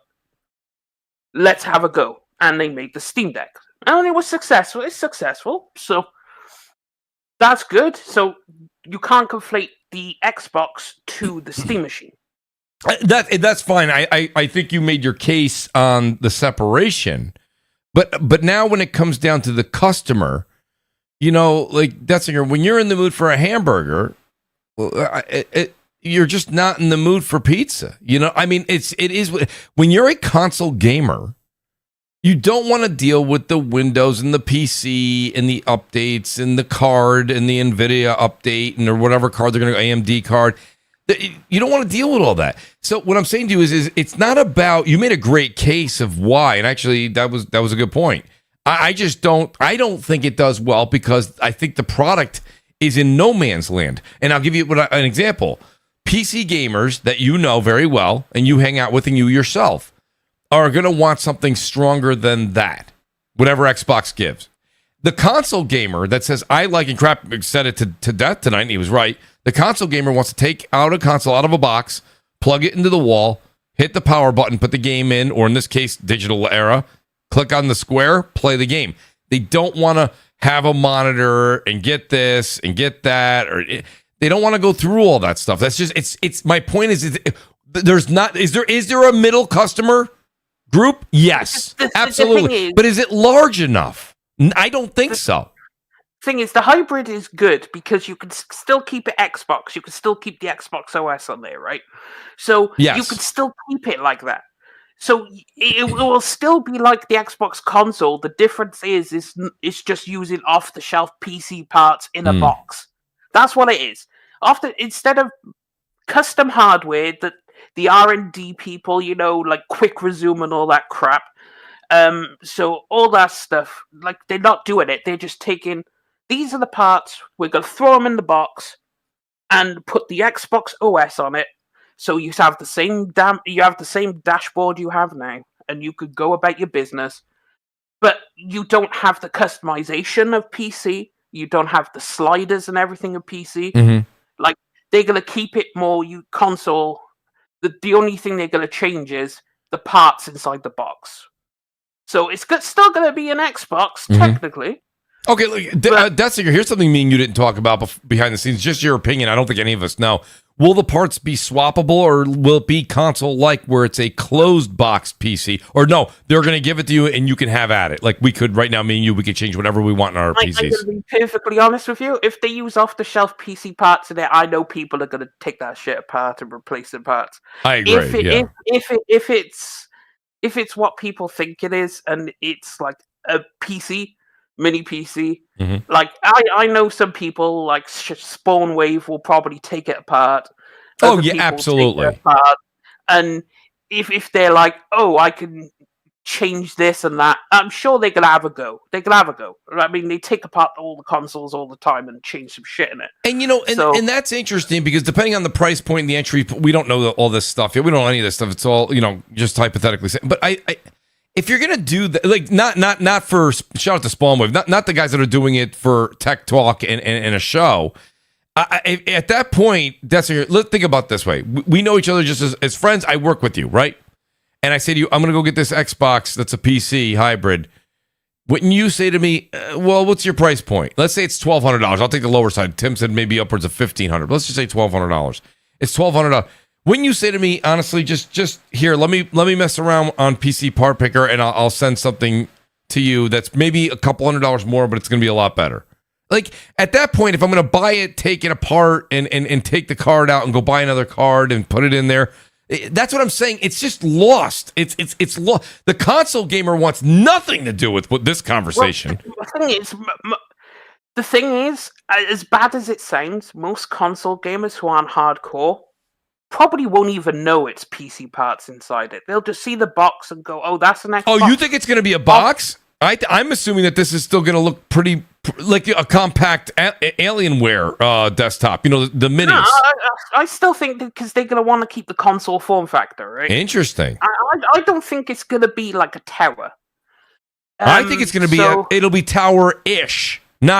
It'll be bigger than the Series X, but not as big as a mid-size, case.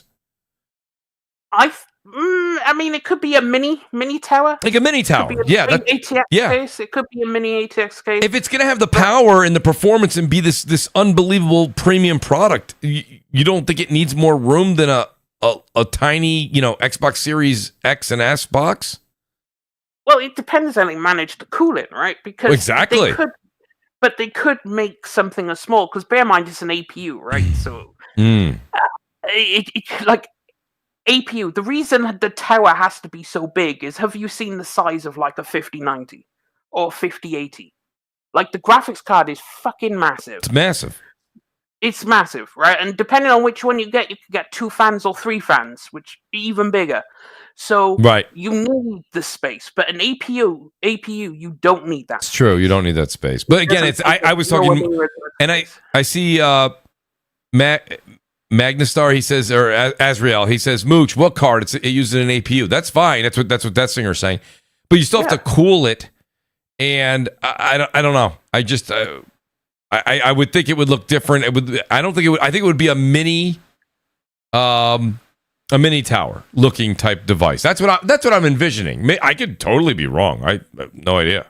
I think what they're going to do is they're going to put their custom box lid over it. You know how they do like the Series X. Yeah. See, like, they need to do something like the Series X. Well, they could. I mean, the more I think of it, shout out to Firefighter Alpha. He says, yeah, but they make laptop graphics cards that are smaller, not as good, but manageable. I think, yeah, you guys are making a good point. It may still be in the form factor of a console. That's interesting. Okay. It would be in the form factor of a console. Well, if that's the case, then you're not swapping parts out. Well, you can't have your cake and eat it too on this conversation, Death Singer. The thing is, we don't know. And people are going to try. Okay. As soon as you tell them, I guarantee you, people are going to be releasing videos as soon as this launches. They're going to take that bitch apart and they're going to see what's what. I know Spawnwave's going to take it apart. He definitely is. Right. So, I mean, we'll still have to see, because they haven't fully announced it yet. So, we don't know what they're going to do. But at the end of the day, it's... To most people, the layman person, that's just going to be an Xbox on the shelf. They ain't going to even know that it's off-the-shelf PC parts in there. Yeah. They ain't gonna know. Again, I think it, just to go, and Nib, you can chime in. I know Nib's probably on his PS Portal right now, but, I really think there is Nib. Nib's that. Nib, what do you think when you is this one of those items that gets lost in translation? I mean, your Death Singer did a good defense for it. I didn't think it was going to have swappable parts. If the Moore's Law is dead rumors are true, it is an APU, a fixed APU, not a moddable one. Right, that's what I'm saying. If it's an APU, it's you're what you get is what you get. I would think. I mean, does that? That's you're right. Yeah, are they going to take it apart? They'll take it apart, but I mean, exactly. Yeah, and that has inherent cost benefits as well, and manufacturing benefits, because obviously you're building everything on a single fab, instead of like different components and different processes and everything else like that. If you start veering toward, and again, we're just guessing, right? We don't know what it's going to be. But if you do start veering towards it just literally being different parts put together, then it kind of defeats the point of being a console to begin with, which is supposed to have that all-in-one convenience factor and cut down on cooling efficiency and everything else, and space and power draw and TDP and everything like that, because it's all in one instead of separate parts. So yeah, I would have thought it going. I do agree that it could be bigger than, and again, maybe not, because the rumor is that the PS6 is going to be quite small. Apparently, the big thing with RDNA 5 again is just based on rumor. Nib, I'm glad you said that. I was having a conversation work earlier. We were just talking about the form factor and look of the PS5, and I think the jury has spoken. A lot of people don't like the way the PS5. Maybe they like the way that the PS5 Pro looks because it's a little bit more sleeker. So when you said the PS6, right? A lot of people don't. A lot of people do not like the aesthetics. Do you think that PlayStation is going to go back to a more traditional looking console next time, or no? I think they're going to make it crazier. A traditional looking console, but the rumor is that it will be smaller. Well, think about it. Though, when I say traditional, you stop and think about it. Think about the PS3, not the PS3, the PS3 Slim, the PS4, right? The Xbox One X. Traditional square rectangular boxes. I think, like, obviously, again, you're asking. I think if I was PlayStation, I would try to merge the two. I would try to do some of the old guard, maybe like a retro, sleeker, but infuse just a tiny bit of the modern, maybe some white or something like that. Right. Because you don't want to leave this, this kind of brand and this identity that you've created with PS5. Mm-hmm. But then you also, but me personally, my preference would be hybrid of the two. But I do prefer the old school of design, and actually, like the Xbox One X is one of my favorite. The Xbox One. So literally, I'm so glad you said that. Slim, wicked. So while we were having this conversation today, I literally pulled up the image of the Xbox One X, and I said I thought that was a brilliant design. I like the way that console looked. I do too. Yeah. Like, I think the Series X is just too boxy and boring, but yeah, it's the little details. I think the One X just hit the perfect balance between yes, and it's one of those things where when someone comes in and sees it in your living room in your nice entertainment system, it doesn't look like a gamer type device. The PS5 is so friggin' aggressively over designed. Yes, like you can't you can't really have a slick looking system with and I try to think about how, from an engineering standpoint, you would have, even if you would think of if you think about the panels and how they flare out, almost like if you pop your collar up. Like, I just look at that and I'm like, was it due to heat and trying to exit heat going out? I don't know if it was that, or it was just design, or it was just trying to be artistic. I think a bit of both, but I think they really wanted to stand out. I think they wanted to make a statement and say, we are next gen. We are so different from what you've had before. We are a technological advancement.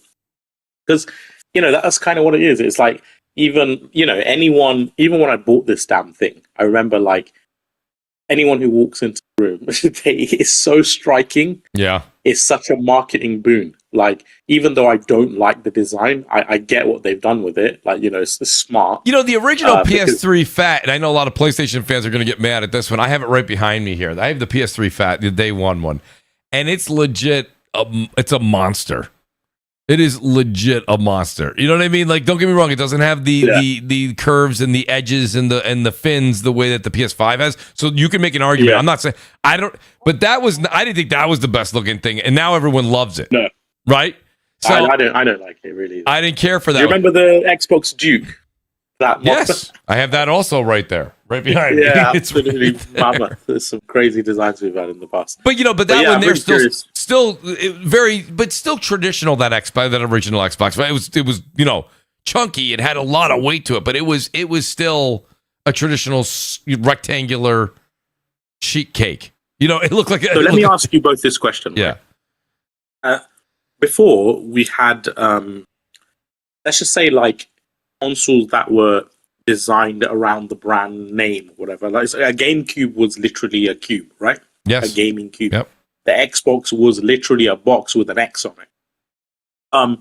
Do you prefer that style of design, or do you prefer sleeker? This is just another electronic device in your cool looking, TV cabinet or whatever. Do you prefer that type of design, or do you like these really bespoke identity type designs? I think the safe answer for me, just if it was quick and I just had to make a purchase, I would prefer it was just the box. But I will say this much: in the entertainment center and the way you have everything kind of laid out, what you said you thought Sony's idea was to have that box be so unique and stand out, futuristic. This is the next generation of PlayStation. I will say I don't have any issues at all having the PS5. Like I said, I have one in my office. I have one in the family room. The one in the office I have vertical. The one in the family room I have horizontal. And it looks good in the entertainment center. And the fact that it sticks out is because every other box is just like black rectangle or square, and it's like this pops, right? It sticks out.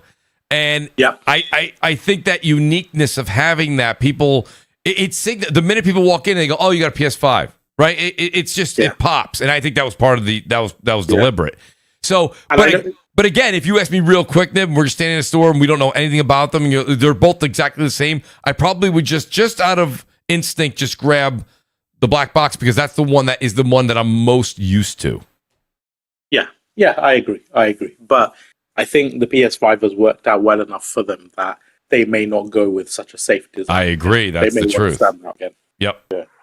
Yeah. And it'd be cool to see what they do with the next controller as well, because the DualSense, outside of the shockingly shit battery life, it's pretty hard to beat. I was just going to say, if you want to talk about the controller, I would tell everybody to put your seatbelt on because it's not going to be an exciting ride, because I think the DualSense has made such a leap forward that what you just said is what they need to enhance, right? Make the haptic feedback and all that, make that a bit better, enhance the quality of the components, and get the damn battery to 10 to 15 hours, for God's sake. Yeah. You know? So they can actually do that, but unfortunately it's a costly thing. But so we have like a new lithium ion matrix. I think the new OnePlus mobile device uses it, the new Huawei uses it, where basically the way the diodes or whatever on the inside they're laid out, you get much more density of battery for the space compared to what we've had before. Mm-hmm. So like the new OnePlus or whatever, I think it has like 30 or 40% more battery life than the battery of its exactly same size as it did before, and it also degrades far less. So I don't know what the cost of that will be in 2027, 8 or whatever, but hopefully we can get something like that, because that's the only thing. I use the Edge. Amazing controller, right? I use the Edge as well, yeah. But the battery life is shit, dude. It's not great. It's not great. Especially when you play something like Yotei, which is like full on with like, you know, every footstep, horse gallop, every sword clash, every friggin' string you play, you know, of your instrument or whatever, full on. And the thing is, you know, to be honest with you, you know, Nib, they really don't have a good excuse for the battery life. I'm sorry. The controller is big enough housing to fit a larger battery. And people who buy, especially the Edge, like people are buying an Edge or an Xbox Elite version 2, whatever they're calling it now. They're buying those for that premium feel. I like the fact that it's a little bit heavier. So you can't say, well, Mooch, they don't want to go too heavy. You can go a little heavier, and people, I'm not speaking for everybody, but I do believe with everyone I've spoke to over the years, they wouldn't mind that. I mean, would you agree? Is there a weight limit that you would complain about? No, I don't care about that personally. Obviously, like for kids and female gamers and stuff like that, I know that sounds maybe that would get uncomfortable. A shout out to Alf, Firefighter Alf. He says, why don't we just add on 10 RGB lights to the console, and then you could just change it and make it pop on your own? No, that's a PC thing. No. So here's the funny thing. Like, you're not taking that from us. It's great. Here's the funny thing about the DualSense, right? You know, you said bigger battery capacity. Ironically, the DualSense actually does have a much bigger battery capacity than the competitors. So I actually have the figures. So the DualSense is 1,560 milliamp. Okay. And 6.6 watt hours, right? So just for context, the Switch Pro is 1,300 milliamp, 5 wattage. The Xbox Play and Charge Kit is 1,400. And an on-loop is like 1,900. So the the DualShock 4 was 800 milliamp, and the DualShock 4 version 2 was 1,000 milliamp. So it's actually got higher battery capacity than all of these controllers. Wow. The only one that has a higher battery capacity is the 2. Is which one? The Xbox Elite 2. Okay. That's 2,050 milliamp. So about 400. So the only reason the DualSense, besides all the features and stuff that it has, the reason it lasts so much less time with a much higher capacity battery is because PlayStation actually use a much higher polling rate on their controllers, and I think they do that for like competitiveness and whatever. Like it actually has a lot less input latency than even the Series X controller. And I know it's not really spoken about, but it's actually quite a notable difference, because if you do play like fighting games or competitive, ideally you actually want to be using a DualSense over the Xbox controller because the actually significant latency. Again, we're only talking milliseconds, so in the grand scheme, it's not much. But obviously, if you're playing competitive. So what I do, Possible. I mean, to be go fair, ahead. if you're playing competitive fighters, you're using a fight pad, which is better than the controllers anyway. Yeah, well, that's true. That's true. fair. I mean, myself personally, if I'm playing, that's why if you go to Evo, everyone's got fight pads because you know they're. But it's an interesting thing. Like maybe they don't need to have such a high polling rate, and maybe they can just increase the battery life a bit because the balance they've got with this thing is not right for me. I use the Edge in the office. I have that wired plugged in, so I use that constantly, and there's no issue because it's plugged in. But in the family room, I definitely do notice that. But I mean, again, now we're 5 years into the generation. This goes for Xbox. This goes for PlayStation. It even goes for Switch. My Switch. I probably have 2 or 3 Pro controllers. I have a ton now. I probably have at least 6 or 7, maybe more PlayStation controllers, and I still have at least 5 or 6 like Xbox Series X controllers. So like when people say, "Aren't you really upset?" Because I had this conversation with somebody, and they're like, "The one thing is the DualSense doesn't last long." I know nobody likes to hear this because, especially in the beginning of the generation, they're like, "Mooch, you're telling me to go out and spend this kind of money, and then I got to go spend another $70 on another controller because I don't want to wait to charge this thing after a 4-hour use." I mean, yes, that's a real shitty thing in the beginning of the generation, but you usually accumulate a controller or 2 by the 5th year, and I just have one on the charge stand, and then when one runs out, I just swap it. So yes, the inconvenience is there to stand up for 40 seconds. And I won't say that that's something that PlayStation needs to work on that for sure. So it's actually less inconvenience for me. I know I'm complaining about it just because from a consumer standpoint, but it's actually barely an inconvenience for me because on the side of my sofa down below, I have like a sort of a block. Oh, you have a block, so you can actually just charge right there. Yeah, so I actually have my mobile phone a USB-C fast charger plugged in because. I always want to charge my phone. I also have one on the side of the couch in the living room. Yeah, so it actually takes me legitimately about 2 seconds to plug the cable in, maybe even 1 second. So it's not that much of a big issue, but it's more just I don't like having the cable there. Like, that's hysterical. Like I would prefer to. Yeah, so that was great. So if somebody had you on the stand, they'd be like, "The defense rests." So that's yeah.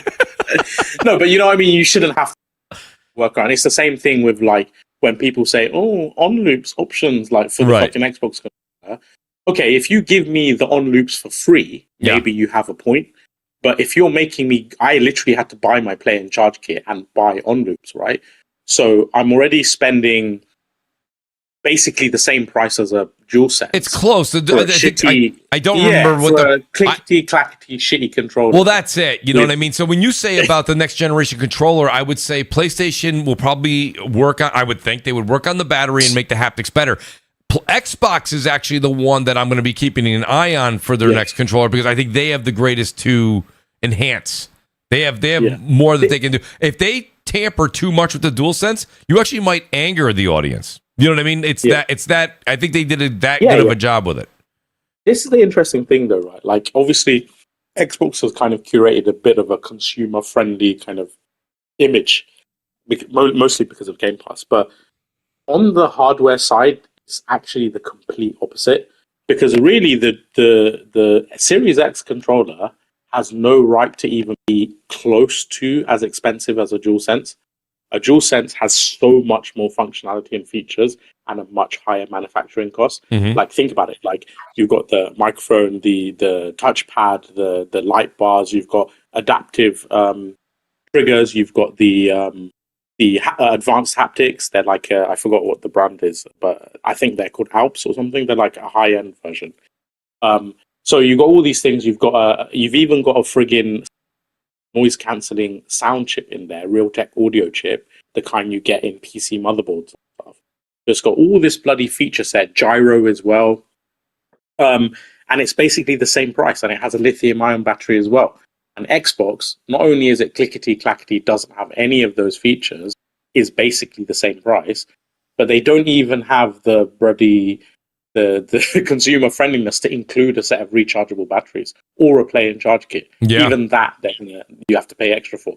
And that's just one thing. And then you've got obviously the the expansion drive, which is so expensive on the PS5. It's you just use any Yeah. SSD. So these little things, and now the console is so much more expensive. So really, on the hardware side, they never were that consumer friendly. They just made it up on the services side. Right. And now, obviously, the services side is crazy.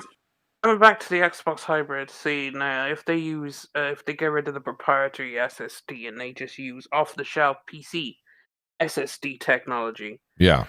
then that would probably be upgradable, and then obviously you could just throw your 4 terabyte SSD in there, provided I don't know if it's going to be PCIe 4 or 5. Because if it's going to be 5, then yeah, you could just throw it in and you'll just get ridiculous speeds, and your loading times will just be crazy anyway. So hopefully they do that. They get rid of proprietary, and if you're just using off the shelf anyway, you may as well just, like PlayStation, you could just take some SSDs and just put them in. So hopefully they do that to expand the storage. Detzinger, you bring a great point up though. Like, because everyone has short-term memory, and it's interesting. Like, when it comes down to it, do you remember how Sony got so much backlash for the way that you would have had to have upgraded your external SSD? It was like, oh my God, I have to get out a screwdriver, and I have to pop a lid off. And don't get me wrong, everything you just said, I agree with, Detzinger. And they went with the proprietary means with the Xbox Series X. And it's just, I wonder, and that team was still some of the old-fashioned folks that were there, and they had a little bit more of their hand in the gaming development, the gaming world. This new crew that's there, I just wonder if are they going to talk to people to say that this is better, or are they going to say, well, Sony did it, it worked out great, we'll do it. We learned from our mistake there, we'll do that. But I don't know if they would. They may do proprietary again. I mean, the Xbox One, before that came out, everybody was so upset that the Xbox 360 had the brick. Remember the power brick? And everybody was like, well, don't worry. They learned. We complained. The Xbox One will not have a power brick. Power brick in the box. Though, it's kind of counterintuitive to trying to get higher margin, because anything proprietary, you can extract more from the consumer.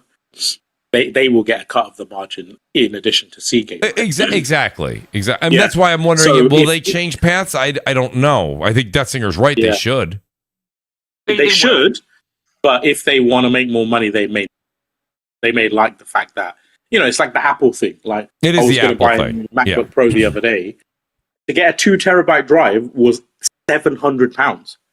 And I was like, what the fuck? Because it sold it onto the hard drive. You guys probably know this better. You're over there. Wasn't it because of the lawsuit over in Europe that Apple was forced to leave the lightning cable? Yeah, that's right. Yeah, that's right. Yeah, it was anti-competitive. Yeah, they lost the lawsuit, and then it transpired over here to the States as well. Which, by the way, I want to say thank you to everybody over there. The thing is, though, it's when you think of the hybrid, it depends how they do it, right? How off the shelf it is, how built it is, how much custom is it? Because they might. I thought of a price. I was looking at it. I was looking at the specs, and I was like, they'll probably charge $800 for this, right? Mm-hmm. They'll probably charge $800 for it. 700 minimum, but down to Wait, do you mean the Xbox? You mean what? Console? Did you mean the? Yeah, I think the Xbox console 800. Bro, the Series X 2 terabyte is 800. The thing is, I just don't think they'll break it over 1,000 because it gets too close to PC. The rumor is that it's 1,200. Yeah, I heard 1,200, but it is a rumor. But that's the rumor, and we have to see. I just don't think they'll put it in that ballpark. Your price point, Detzinger, makes perfect sense. That's that confusion line I was saying between which customer are you going for. This thing's in no man's land. If you're $1 over $1,000, shout out to Blessed. I don't know if Blessed Red is still in the chat, but what Blessed Red says every week here in the chat, and what you say to me all the time, Detzinger, is at that point, build a PC. Like, then you'll get me to say it. Because if you're at that price point, for what it's going to put out, even if you said, well, Mooch, to get what the Xbox is going to give you with this hybrid type of thing, you would have to probably spend an extra $200, $300 more on the PC that you would build. Okay. At that point, okay. I'm just saying this ahead of time, right? I guess. I think if the rumor is true, that it is over $1,000, and the rumors are true that PlayStation is trying to keep their costs much lower, keep in mind it's a monolithic fab is slightly different, 3 nanometer monolithic on the PS6, and it's launching a year later So the manufacturing cost and the process is slightly different, and it will be lower. I think Xbox could potentially be walking into another one of those gigantic hardware blunders, because even though the Xbox Magnus is going to be more performant than the PS6, at least on paper. I think it has like 60 CUs versus the PS6's 48 CUs. What is it? How many? 48, I believe. 48 is what I saw, 60. yes. Yeah, 48 versus 60. But the PS6 is going to have a bunch of custom stuff with the ray tracing and everything else. That's like its secret sauce, basically, which I believe Magnus. Also, the CPU arrangement is different. Like well, Magnus would have it because they have the same cores. Yeah, but Magnus's CPU arrangement uses two different types of CPU. I think probably because of this hybrid thing, that for some reason all the are using two types. They're a low power like mobile CPU, higher power desktop CPU. One for OS, one for gaming apparently. Whereas the PS6 just uses the gaming one with more cores. So instead of 6 cores like on the Magnus, it uses 8 cores. Anyway, the point is, like, I don't know if a 48 to 60 CU delta with all the other custom bits is actually going to be that much of a significant performance difference in the real world. Right.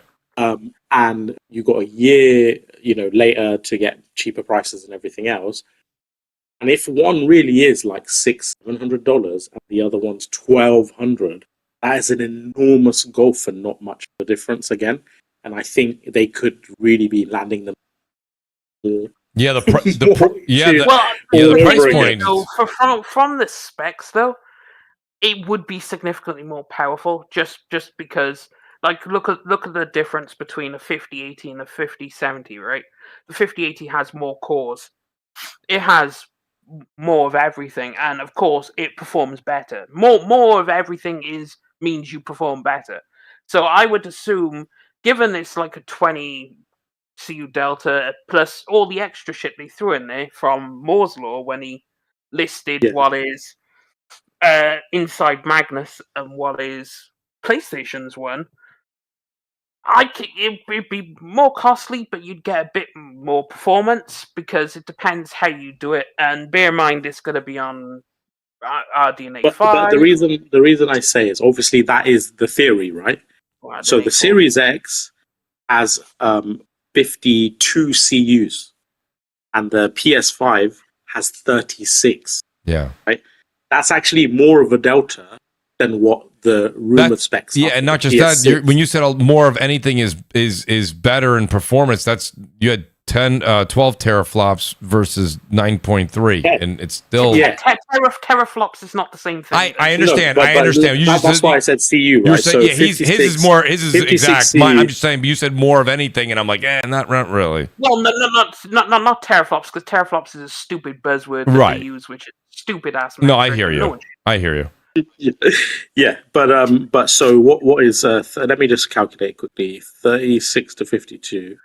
So the Series X has a 45% CU advantage over the PS5, even though they perform roughly the same in real world. In fact, the PS5 routinely outperforms the Series X as well.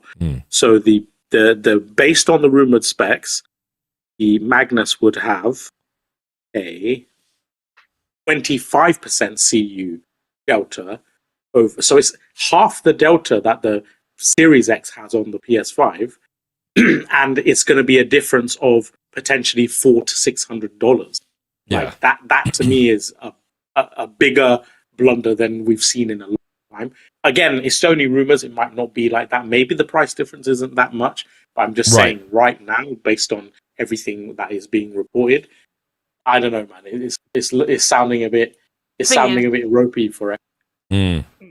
Having more compute units just means it benefits just because you have more. It's the fundamental blocks of a GPU, right?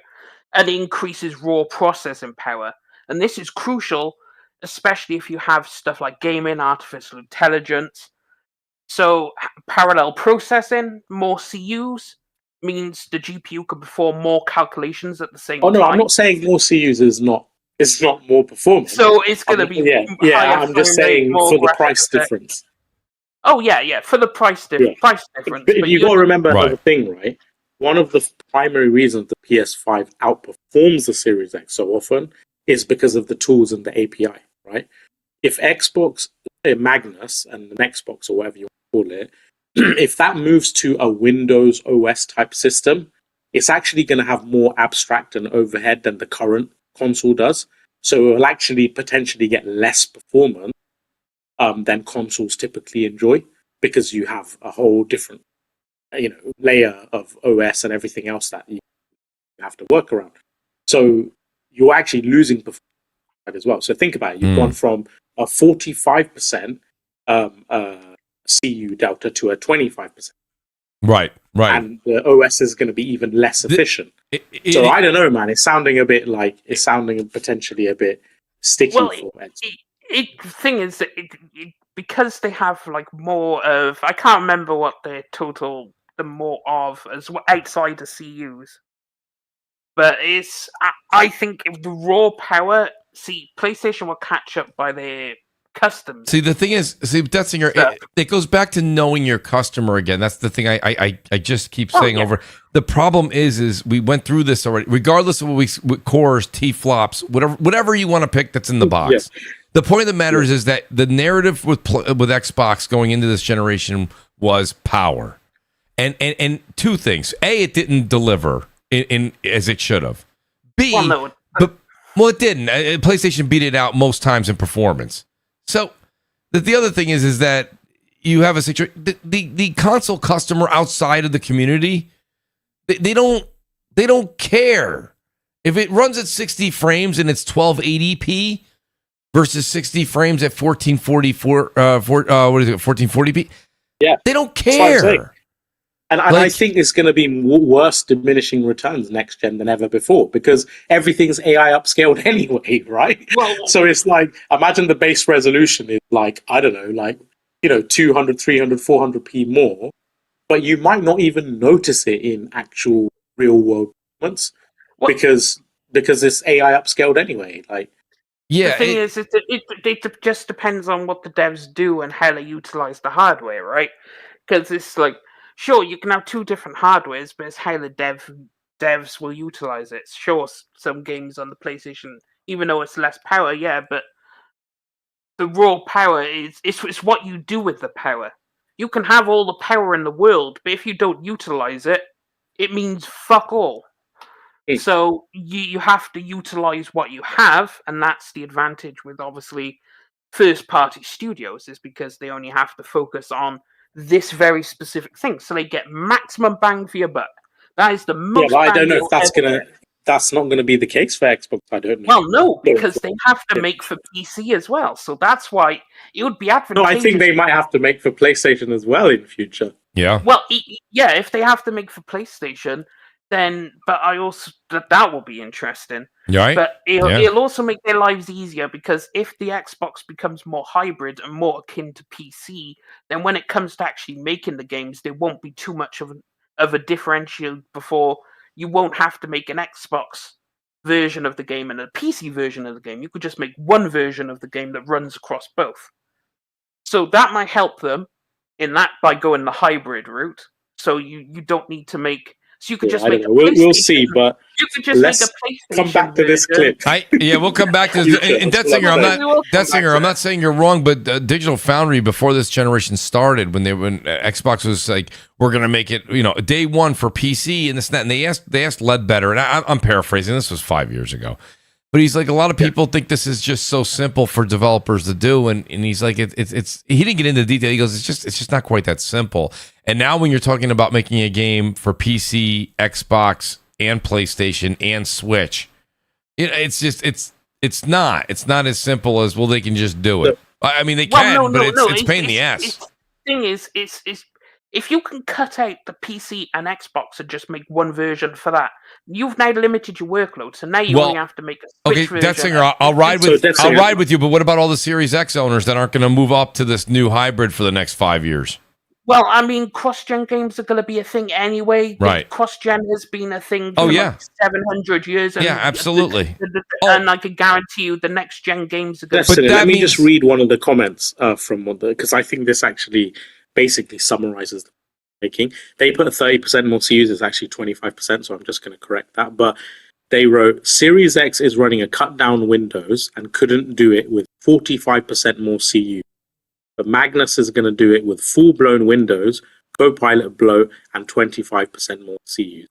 Make this make sense. Well, I mean, it completely depends. Well, I mean, it's all this is conjecture anyway. We're gonna have to wait. Right. They fully announce it. Like I can make all these guesses. Absolutely. But at the end of the day, it's just like, oh, this is a guess. So let me do this. Let me end the show with this because I want to give Deathsinger some more spotlight. Deathsinger, if you have more to say, Deathsinger, on this topic, please do say it. But I just wanted to hear. I do want to hear your thoughts on Outer Worlds too. All right, Outer Worlds 2 is looking fantastic. Did you guys get all that? I love it, Deathsinger. It's no. Go ahead.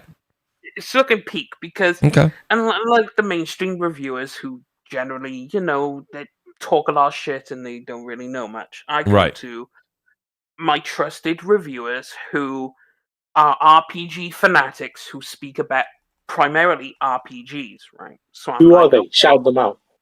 Shout out to Fextra Life, right? They've never gone wrong with me, and all they do is review RPGs, right? They did it for Avowed, they did it for Dragon Age Veilguard, and they rightly so slaughtered Dragon Age Veilguard.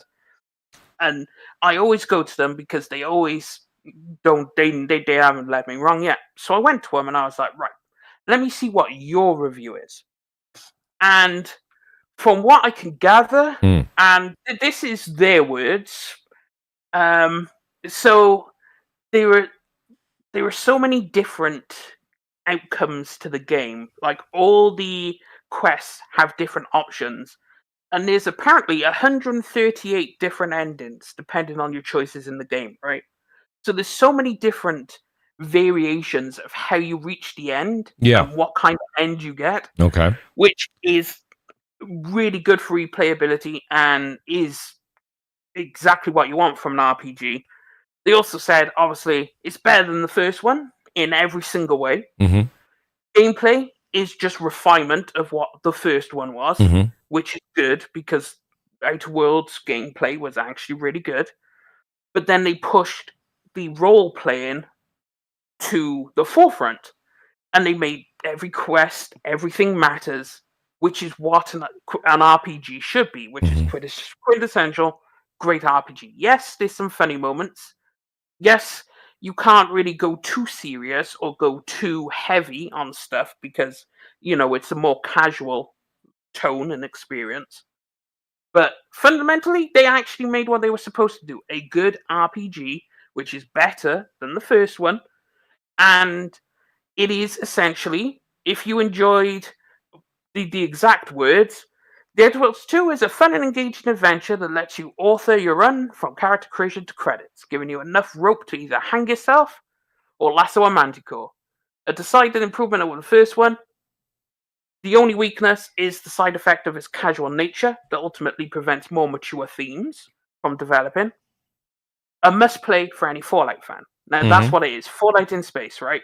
People have been going, well, where's the Fallout? We need a Fallout.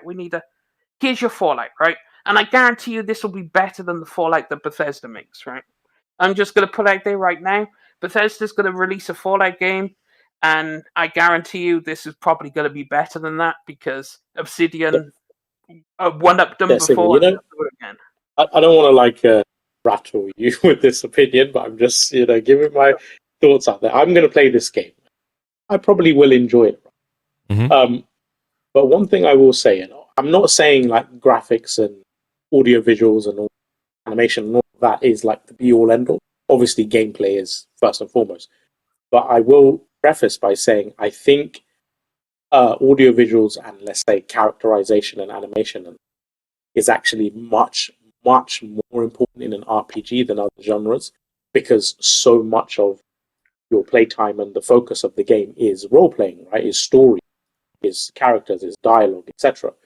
But the only thing I have when I look at like Outer Worlds 2, saw some video reviews, stuff like that, I kind of get a similar thing as actually worse than with Starfield, where it just looks like a really archaic game that if you told me that this was from last gen, I would believe you, because just the way the characters talk, they animate, they it just doesn't look like it's evolved, and it still has that like jank and all of those other things, and that element of it is disappointing to me. Again, I'm not saying it doesn't mean I can't really enjoy the game, but when I do look across the aisle, look at some of the things that CDPR is doing, PlayStation is doing with their sort of RPG or what RPG from PlayStation, but yeah. So I said ARPG. The thing is, though, it's like you also have to consider in RPGs it's critical the story quests and writing and all that, right? Because you want to be role playing. Now, the fact they push role playing to the front and your choices actually matter.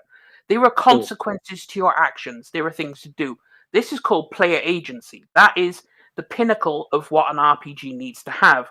Now, RPGs have never been like third-person action adventure games about the graphics. Like you look at like some of the best.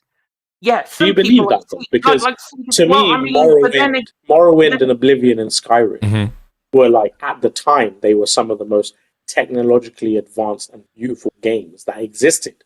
They like blew you away. In Oblivion, when you first came out of that dungeon, you saw the landscapes. It was like better than anything else at the time. It was like, oh shit, next gen has arrived. And these days, I just don't get that from those. I get that from Witcher 4, the Witcher 4 demo. 100%. It depends on the studio and the budget and what their creative vision is. Because I could argue the best RPG to release this gen is Baldur's Gate 3. Now, no one can sit here and tell me Baldur's Gate 3 looks better than Witcher 3. Baldur's Gate 3 looks better than, I don't know, Ghost of Yotei. Death Stranding 2. Baldur's Gate 3 doesn't look as good as none of these. But it is a pinnacle of the RPG genre because it does everything an RPG is supposed to do. Yes, you can have beautiful graphics, but that's your choice. What really matters is player agency and it being an RPG. Yes. Now, I'm glad you brought that up because I actually think Baldur's Gate 3 significantly better character models. And I thought that I was going to say you were pretty rough on BG3. Though I thought that was pretty. I thought that was a pretty good looking game. Now listen, I'm just going by what I saw. I didn't. You know very well. I've been very open on the air. I didn't play that game, but I didn't think it looked bad at all. Well, no. I've completed. I thought the animations were amazing. Actually, superb. The thing is, the particle effects and animations were amazing. But if you were to put them side by side to like a Cyberpunk or a Witcher 3, right? And you ask the typical person who's like, or take Divinity, right? Something like that. A beautiful game. It looks, the effects are amazing when you cast spells. Everything feels visceral. Like when you do lightning bolt, it actually feels like it tears through people. You could disintegrate people. Like this, all that there. But fundamentally, it's top down looking. But you can't. It doesn't have the look of a Witcher 4.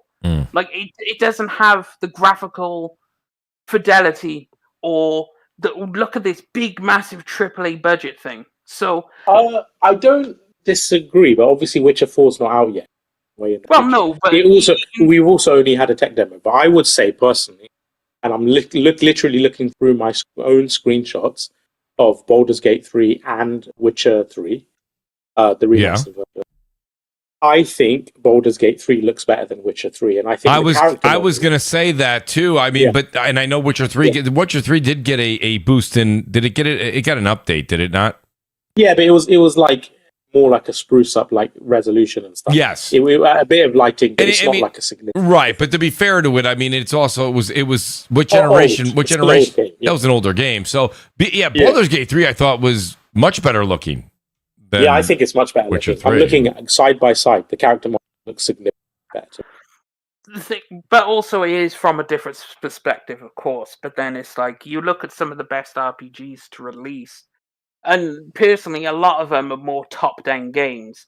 Now, obviously, people have a bit of amnesia because when we were talking about top-down before Baldur's Gate 3, I hear the common sentiment was no one wants that top-down PC garbage, right? But all of a sudden, the great game comes along, and all of a sudden, everyone's like, "Oh, we love top-down PC games now," and it's because it was always an aesthetic and the style of PC RPGs, CRPGs, right? So also, we need to, remember the people who was slandering these types of games, but then. You see a Baldur's Gate 3. That's Eric. I want to ask you a question about Outer Worlds 2, because Baldur's Gate 3 is one thing. I want to ask you a question, because I played a good... and shame on me, I probably should go back over the Christmas holiday. There's a couple that I'll just finish up. By the way, I did finish Silent Hill F, and I'm now playing through Lost in the Fog, which is the hardest. Once you beat it on hard, you can get it Lost in the Fog, so that's there. I'm going through it again. I did really enjoy it. We'll talk about Silent Hill F another night. I want to talk about Outer Worlds here. What are some of the things that you're expecting on the gameplay quality that maybe we didn't see in Avowed that we can count on coming through in the Outer Worlds? Because I think the Outer Worlds is Obsidian's baby. I think they've literally latched their lasso to that star. So, like, where I thought a little bit of the player animation and motion and running was a little flimsy and, a little, like, Fallout-ish. Like, do you think that we'll get that a little bit more tightened up and it'll be a little bit more of a cleaner presentation? I don't know if I'm wording it right, but do you know what I mean? Like, maybe taking it from, let's say you thought it was 3.5 stars for Avowed. Will we get to that 4.5 stars? Not the overall game, performance play. Well, compare performance in actual gameplay. Yes. I think it's more refined, but again, it's different because the Outer Worlds is a shooting game. It is a gun game at the end of the day, whereas Avowed is spells and melee combat for the most part, right? It's more traditional fantasy. Whereas the Outer Worlds is always billed as that is your Fallout, right? Outer Worlds is Fallout. The Avowed and other fantasy games, your typical RPGs, right? Fantasy RPGs. So obviously the mechanics have to be tighter in the Outer Worlds because, shooting has to feel good. Whereas there are many more animations in, like, I would say an Avowed. You would have more animations because you could go into third person. It's like the animations of swinging swords. You have axes, you have spears, you have guns, you have spells, you have grimoires, wands. You have so much shit you have to animate. Plus, then you also have to animate the spells in first person. Mm-hmm. So you have all this extra shit. Whereas in the Outer Worlds, it's more you have guns and abilities, and that's pretty much your bread and butter. So I think they tightened it, and from what they said, it's a refined Outer Worlds. So I expect it to be a bit better because there isn't as much as you need to do. I thought the gameplay in the original Outer Worlds was just a bit. I don't want sloppy's not the word. It just dated, janky. Yeah, janky, dated. Just didn't feel good. It didn't. I'll be honest with you, Mooch. I didn't finish the Outer Worlds. I was actually quite disappointed with it. Same here. I just stopped. I literally played it. I played it for a couple of hours. This isn't my bag. Yeah, I think I've got like 10 hours like that. But it just, I don't know. It just even back then it felt dated to me. And some of it was like quite comedic and stuff. But I just felt like it wasn't compelling enough to hold my attention. Whereas like Baldur's Gate 3, I love. So yeah, but we'll see. Like, I am interested to give. You're gonna give it a shot then, Nib? Are you also gonna? You should announce it to the world. Are you playing on Game Pass? Or are you gonna pick it up on PS5 or? Nah, Game Pass. I'm gonna play it on Game Pass. Listen, let me just explain something to the people. Record your controller as you play through it, please. Us talking about factual business analysis and data to do with different platforms, services, products, etc., has no bearing to our actual use of a product. Like, just because you use a console or you use a service, it does not mean you're banned from speaking ill about it ever again, right? That's a proper immature and narrow-minded way of looking at it. Just because I play on PlayStation, it doesn't mean I can't criticize PlayStation, for their shitty live service strategy or whatever. And likewise, if Game Pass falters and doesn't hit targets and stuff, I'm not going to talk about it just because I use Game Pass. Fundamentally, as a consumer, you take advantage of whatever you can, but it doesn't mean you close yourself off to the reality. Market. That's correct. That's 100% correct. The thing is, Outer Worlds, I think everyone should give it a shot because it's, if you enjoyed Fallout, you're going to enjoy this, right? If you didn't enjoy Fallout, you're probably not going to enjoy this. Well, you know what? The reason, and I think you make a good point, Dessinger, because I loved Fallout, though. That's the thing. Fallout 4 with that building aspect of it, I didn't care for. Fallout 4. Okay. But I don't think the Outer Worlds has that, so I think maybe Dessinger makes a good point. The thing is, it's like, as he said, if you enjoy Fallout, you'll enjoy this game, which you will. Like, is it going to be the best RPG release this year? No, it's not. Is it going to be a great game? Absolutely. Is it going to be a very Obsidian What is game? the best RPG this year, Dessinger? Expedition 33. Expedition 33. Wow. But, yeah. With Kingdom Come Deliverance 2 close behind. Wow. And then I have to put Trails in the Sky remake. Wow. But the thing, and then Avowed in fourth. What? But the thing is, it's like, what? Why, Mooch? Why are you so shocked? Where the hell you left no room for Outer Worlds 2? I have to play it to see where. You're okay. I thought you were already going to give this thing a bit of TLC. Okay, all right. I've already played all these games, so of course I can. I can tell you right now, without knowing you, I mean, Avowed is definitely moving down.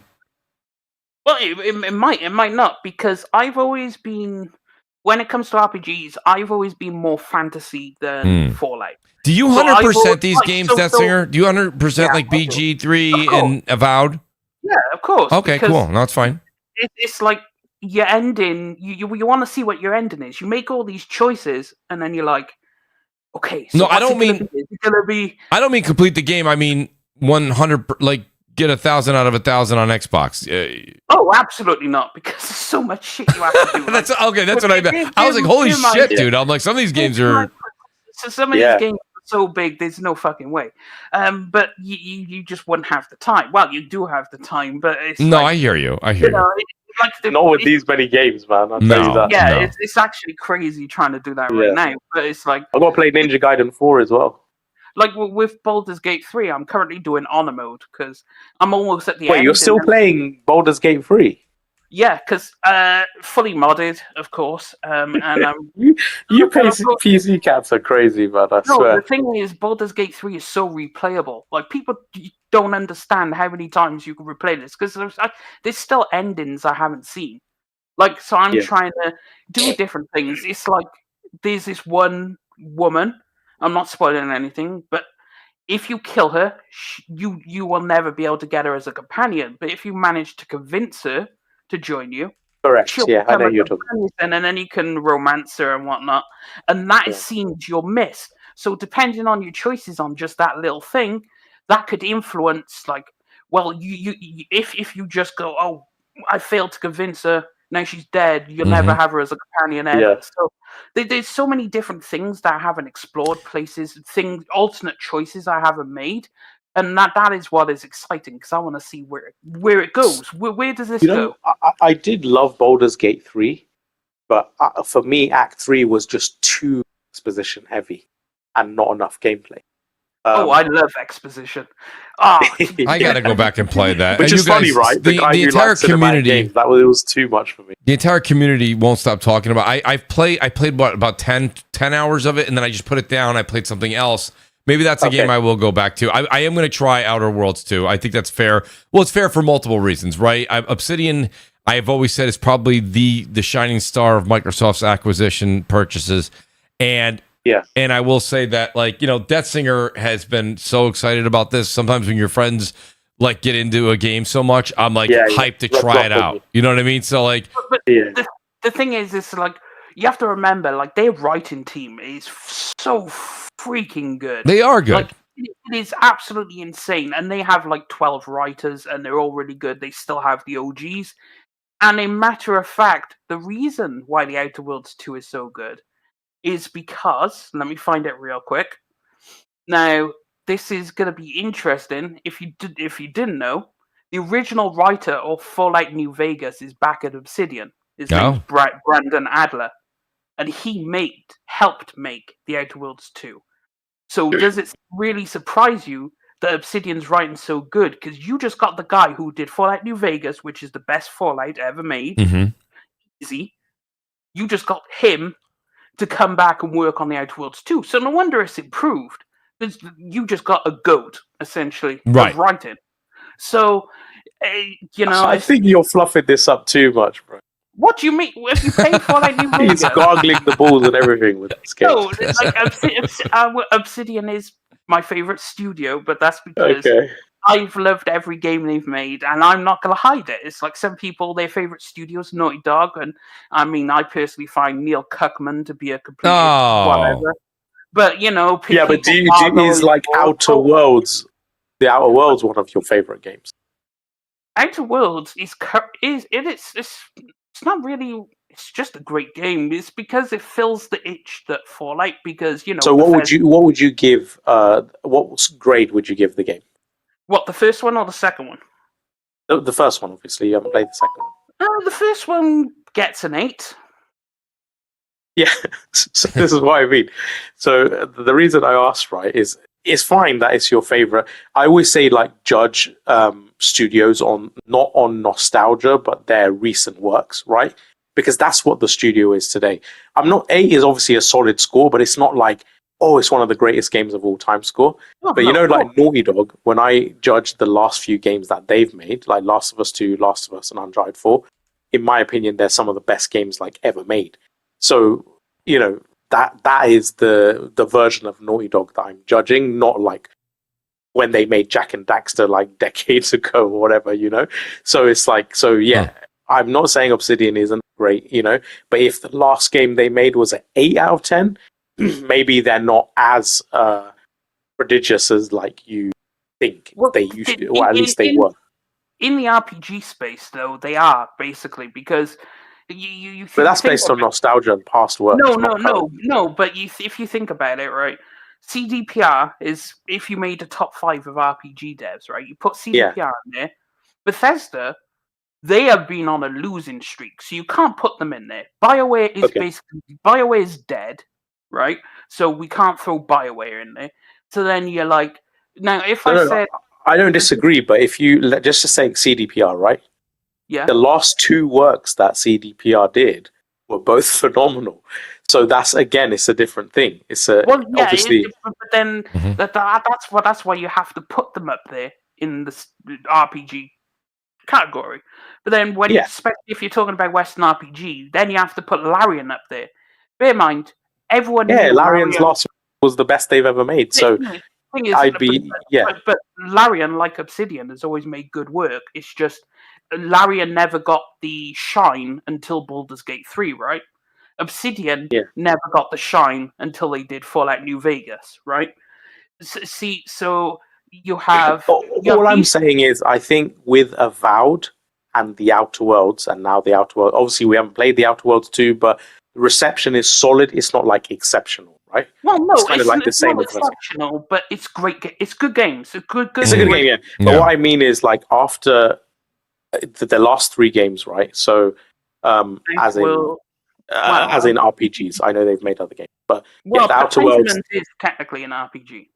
Okay. Okay. Because it is essentially a role-playing game. I think it's an adventure game, but I think it's officially designated an adventure game. But let's just go Outer Worlds 2, and Avowed. I don't personally think they could be in the running for the upper echelon of studio. To me, that's not it. Again, even with Larian, because they've been Baldur's Gate 3 and Divinity Original Sins 2, you can put them up there because they've made 2 of the finest of that style of RPG ever made. And even you might not like Naughty Dog games, but say it again. Here's the thing though. If you're counting Divinity, you have to count Pillars of Eternity, right? Which is much better RPG because they released around the same time. They're in the same time frame, right? So if we're gonna count Divinity for Larian, then we'll have to count Pillars for Obsidian. right? So now you have more games, and these games are 89 rated. I think Pillars 2 was 89. So like, we also have to count those. 88, so, yeah. Pillars is 88. But either way, you could put that up there because that is like fine. Well, weirdly, the PS4 version is 77. I don't know what's up with that. To be honest, I don't know how many, if anyone played it on PlayStation 2. I'm sure some people did. But it's like it's a PC game at the end of the day. Yeah. But it's like, if you count Pillars, so yeah, you would have to put them out there. But then there's plenty of studios that people don't know about. Like, if I said Owlcat Games, could you tell me what Owlcat Games made? No. Pathfinder games, Pathfinder Wrath of the Righteous, Pathfinder. Yeah, I heard of Pathfinder. Yeah. Right, they make a lot of great RPGs, and so you'd have to put them up there because they're highly rated, highly celebrated in the RPG community. Bear in mind, I spend a lot of time in the RPG community. I'm even on the RPG Reddit, the RPG Games Reddit, and we talk about things, recommendations, what's coming out, and what you'll find is like, there are just so many great, like, smaller games, but people just focus on, remember BioWare? BioWare's dead. Remember Bethesda's, their last offering was Starfield, which took 20 years, and let's admit what Starfield is, right? And the last time they made a Fallout game was Fallout 4, and that was back in, 2014? No, it wasn't 2015 or 2016? Yeah, like, so Bethesda they got the Naughty Dog problem, where they take forever to make a game. They do, they take a while. So yeah, I mean, I've complained about that a lot, but I will still give Naughty Dog the benefit of that. I know you're not as them, but to me, like, they are the greatest development studio in the world, alongside like Rockstar North. So I'm willing to be patient because I have a feeling that Intergalactic is going to be. The only question I have right now is that going to be a PS5 or a PS6 game? That's the only thing I don't know right now, and I'm hoping it's a PS5 game. I think because Neil Druckmann did put in his bio Intergalactic, and then he put soon. So I think that I think see PS5. I think they'll do. Yeah, they'll extract the maximum they can from consumers. Correct. They'll do like a PS6 path tracing version or something like that, Correct. Like a remaster. I actually have to say, Guap in the chat. The thing is, I will credit... See, that's wrong, because PlayStation makes beautifully graphic games. They make great games. Easily make great games. See, I can give them that. I can give them all this. The only thing I say is, I'm not interested. That's it. I haven't said, The Last of Us is a pile of trash. It looks like a PS2 game. I haven't said Death Stranding 2 is the worst thing since Crackdown 3. Like, I haven't done this stuff, right? I give them credit. Yep. Horizon, absolutely beautiful. Horizon's World, fantastic. Great action game. But I'll still turn around and tell you it ain't a fucking RPG, right? I gave it all this credit, but I can also be like, this ain't for me. So that's the thing. PlayStation makes games that I'm not interested in, whereas other people make games that I am interested in. Yeah. So therefore, No, I it makes have sense. to go there. I will just say one thing though, and I think I'm not saying you specifically, Death Singer, because I actually don't know why you don't like these games. I've never heard you talk about it in detail. But conversations I've had with other people, I almost feel like some people, they misappropriate what Naughty Dog games encompass, and it's kind of like pretty privilege with people where they see something pretty and they assume it doesn't have depth. Right, Maybe it's like a bombshell blonde, right? Yeah. And it's like, but like, as someone who basically plays every genre of game and plays hundreds and thousands of games, including third person and all the rest, I genuinely believe, in terms of gameplay, the best playing third person shooter games of all time are Last of Us 2 and Metal Gear Solid 5. Yes. Vanquish is in there, but it's a bit more like arcadey and like, it's got that zany like.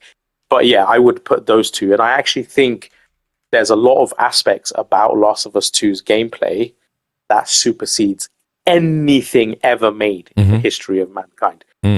Especially in terms of the way like it contextually blends different mechanics and the animations, the fluidity, how you go in and out of things, and dynamic melee and picking up balls, and even like the fact that you're crafting on the fly. And I know other games have had crafting on the fly, but it's never been as fluid and intuitive. Yeah, I do have to agree with what you said, but I'm a big fan of it. So I mean, I always have even the feedback of the weapons, the visceral brutality, the realism, and it's not because people think it's just technology. It's not, because games are a visual medium. So if I blow someone up and their body rips in half and half of their body is hanging from the ceiling, and the way the blood is, all of that adds to the impact of how you shoot, how you perceive the action, right?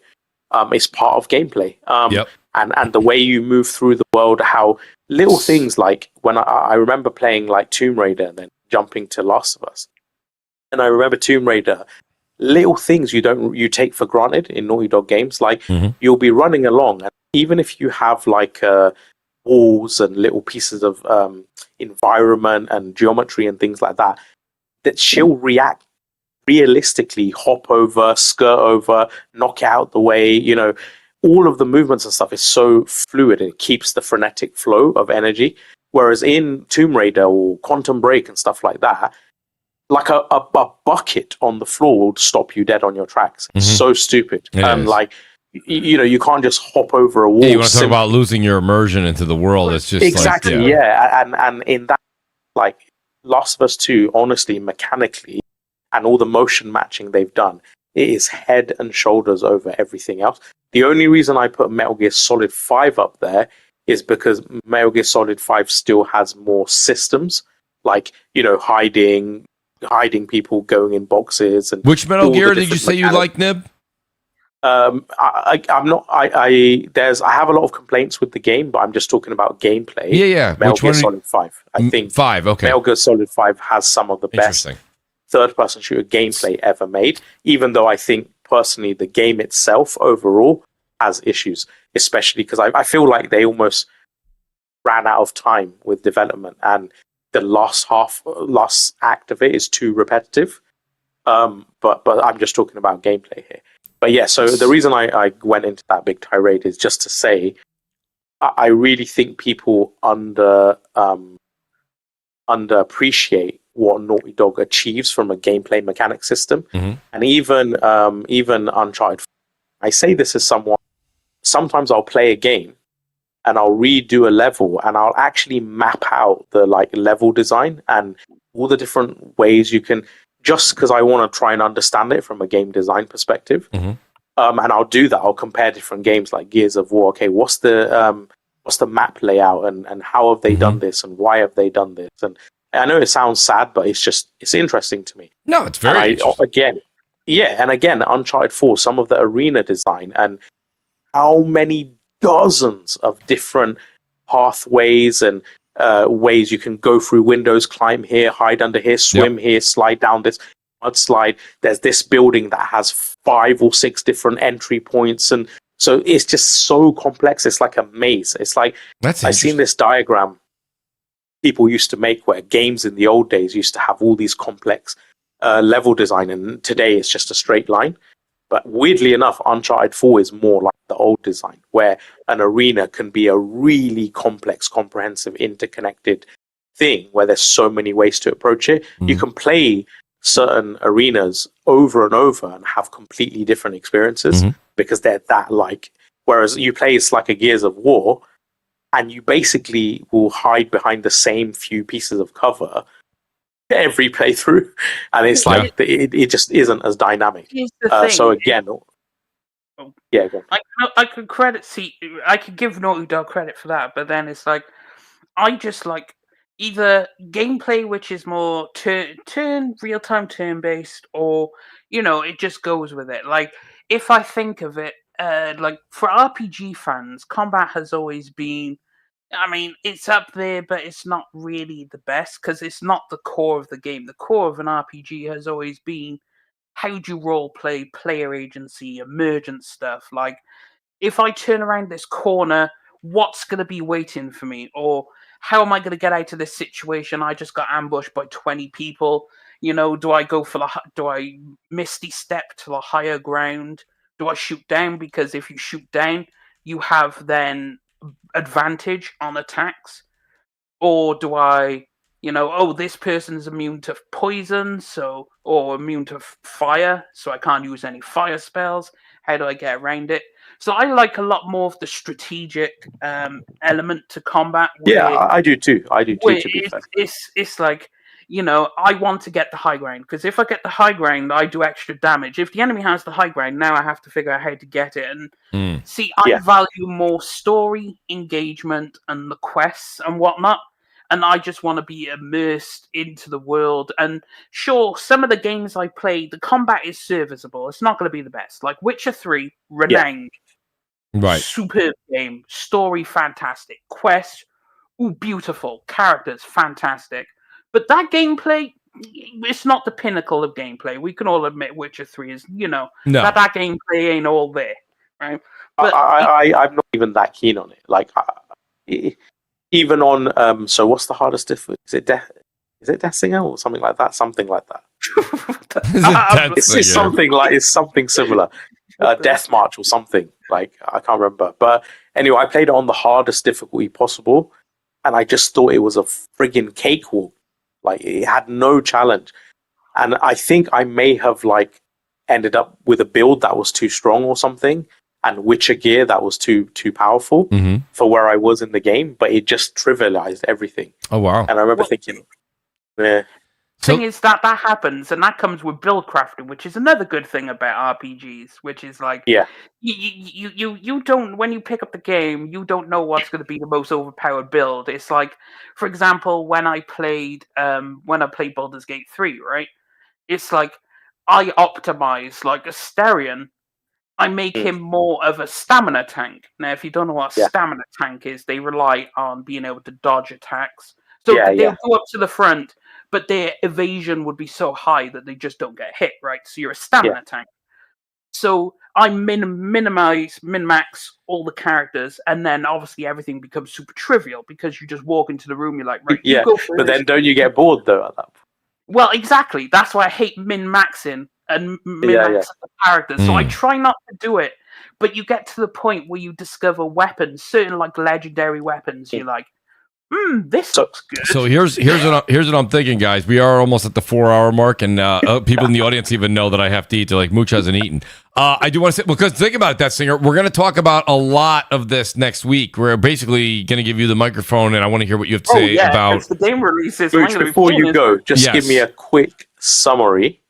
Of your Yotei and Battlefield impressions. Just a quick. I didn't buy Battlefield 6 yet. Yotei. What? I did not. No, I didn't. Well, here's the thing. So my buddy James. You've evolved. I told you I'm taking what you said seriously. I beat. Nice. I was gone after we podcasted yesterday. I was on the road for 4 or 5 days, so I didn't get a chance to play back till Tuesday. And I played the crap out of Silent Hill F. I beat it. Like I said, I'm going through Lost in the Fog now, which is the hardest difficulty after you beat the game on hard. So I'm going through that. Give me your rating for Silent Hill F. Silent Hill is a solid. I know it's a boring score for you guys. You're not going to care for it, but it's an 8. And I thought you'd say that. I thought it was very, very good. I liked it better than Silent Hill 2.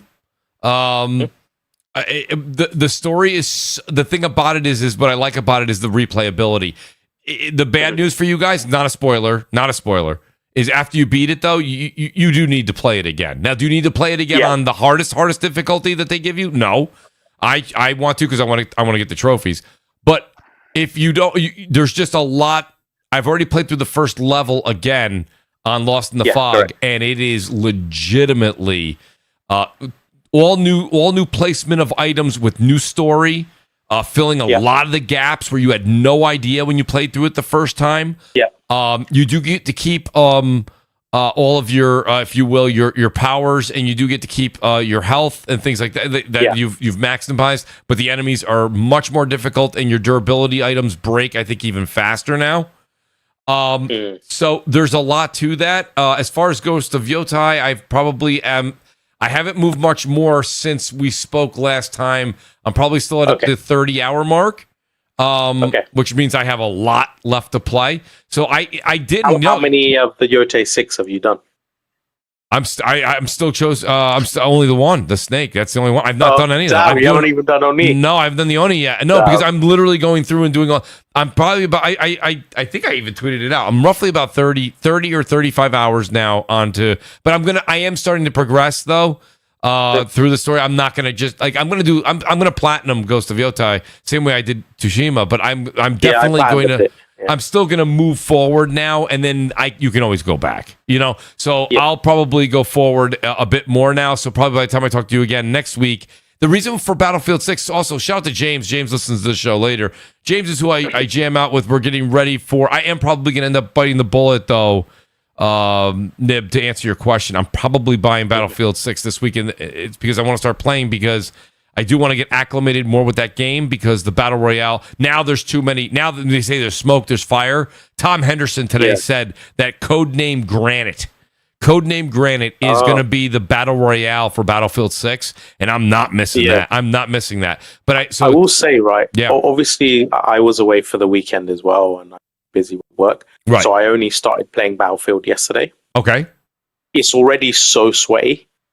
I don't know why the game is putting me with people who are like level 60 and 50 rank and stuff. And I'm like rank 5. It just feels so sweaty. I'm like, so it's probably a good thing if you do get it because, otherwise you're going to be really far back. In this game, the attachments make such a difference, man. They make such a difference. And you don't get the attachments without leveling up. Yeah, I'm literally stealing guns off people. Well, that's just to be more competitive. I was talking to somebody. Firefighter Alf is not that sweaty. I was talking to people, and they were saying the same thing. They were like, I was running around and just grabbing loose guns off the floor, just off the ground. That was what they're doing right now because they're so low level. Because they're fully decked out. They have much less recoil and everything. Damn you, Nib! I will pick up Battlefield 6 tomorrow. You bastard, you. It's so just lot of dollars flying out these days. That's going to be a woo. But send me absolutely. I certainly will. I'll be on tomorrow. I'll be playing Firefighter Alf as well. We'll be joining. So you guys definitely, I will send something out to Nib because I'll be level 0 tomorrow when we start. But once I get out, now I'm going to sound like you though, Nib. Remember when I said to you about this and you're like, well, Mooch, I don't do that because I can get addicted to this and I'll start playing this game. Yeah. And so I would say focus on Yotei. When it comes to Battlefield, if it's good and we get a group together and we get going, I tend to I'm like a moth to the flame. I won't go back to those other games till like Thanksgiving. I know. It's addictive, man. Super addictive. But I want to say thank you to Death Singer first of all. For Death Singer, there was a lot of chatter the first hour and 45 minutes, so I appreciate you being calm and chill. And you could have jumped in at any time. You know that you're on the panel, you can do whatever you want. But it's like none of it was like. I know that wasn't your jam. So I was like, well, Death Singer really does want to talk about the Outer Worlds, and he definitely wants to talk about the hybrid unit. So next week will be a bit different, for sure. I want to say thanks to Death Singer. Death Singer, let people know where they can find you, and thank you for being here tonight. Great show as always, and I'm going to put you on some hits if you're into some games that I've been checking out, because Steam recently did a new feature where they show you it's a release calendar. So based on games you enjoy, it shows you all the games coming up that fit it. So like over the next months and whatnot, every game. So for example, if you're really into like shooting games, it'll show you the latest games coming out, and it helps you find games that you didn't know, they weren't on the horizon. And one of those games I found was Lost Eidolon's Veil of the Witch, and it's a tactical RPG combined with a roguelite, and it's obviously. It's very strategic depth. If you enjoyed Fire Emblem, if you enjoy the Fire Emblem games, you will probably enjoy this game because it is like Fire Emblem. But it's, it's also got the roguelike features in there. So it's always worth a shot. And another one, that's a gem that I'm currently playing. Is there. The other one is Hero's Adventure. It's more like pixel 2D kind of. It's not, It's more triangle strategy kind of art style, and it's a lot more typical fantasy RPG, but it's a great indie game, and it's well worth a shot. So there's 2 little gems for you, because I was put onto them courtesy of Steam. But definitely, if you enjoy Fire Emblem, check out Lost Islands, Veil of the Witch. You'll probably enjoy it. The great recommendations, as always. The great Death Singer, everybody. Death Singer, thanks for being here tonight. The great Nib, everybody. Nib, I saw you got the Platinum in Yotei. We will discuss that probably more in depth next week. We'll get a little bit of your opinion. Because I do like the idea of starting. I know Tim was actually only going to stay for an hour, and he ended up staying for almost 2, which was great. But I do like the idea of starting the show with a little bit of gaming discussion, especially what we've been playing. So we'll discuss a little bit more of Yotei next week, and also Death Singer will be getting into the Outer Worlds as well. But Nib, let people know where they can find you, and thanks for being here tonight, especially a full 4 hours. Oh no, all good. It was a really good conversation. There's so much to discuss news-wise, but right. But yeah, XNIB95_. Appreciate you, Nib. And then shout out to the great Crap Gamer. That's at _Crap Gamer and Crap Gamer Reviews over on YouTube. Go over and check him out. David Faulkner. It's at FAULKIE87. Funky87. He's great. Shout out to the accountant of the community, as I like to call him. Shout out to also the Brap. That's Brap_podcast over on X. And I believe it's Brap Podcast over. Just go look at Brap on YouTube. You'll find him. And I don't think I missed it. And shout out to the great Tim Dog. Tim Dog, who was here. Now he changed it. I had to look it up. It's at Super Tim Dog over on X. Go over and follow Tim. Trust me, you won't be bored. That being said, guys, we'll see you next Thursday, 7 p.m. Eastern. Go over and follow Mooch on Twitch, too, because once James gets back, we are going over there for Battlefield 6. We're going over there for the new season of Warzone, and we're going over there for the new Battle Royale for Battlefield as well. It's Mooch TV, M00CHTV. Drop the O's for zeros. We'll see you guys next week. Thank you, JC 2013. Thank you, Impatient Fire. Thank you, Firefighter Ralph. Thanks to all the guys that were here. We'll see you next week. Peace out and good night. Laters, guys. Laters.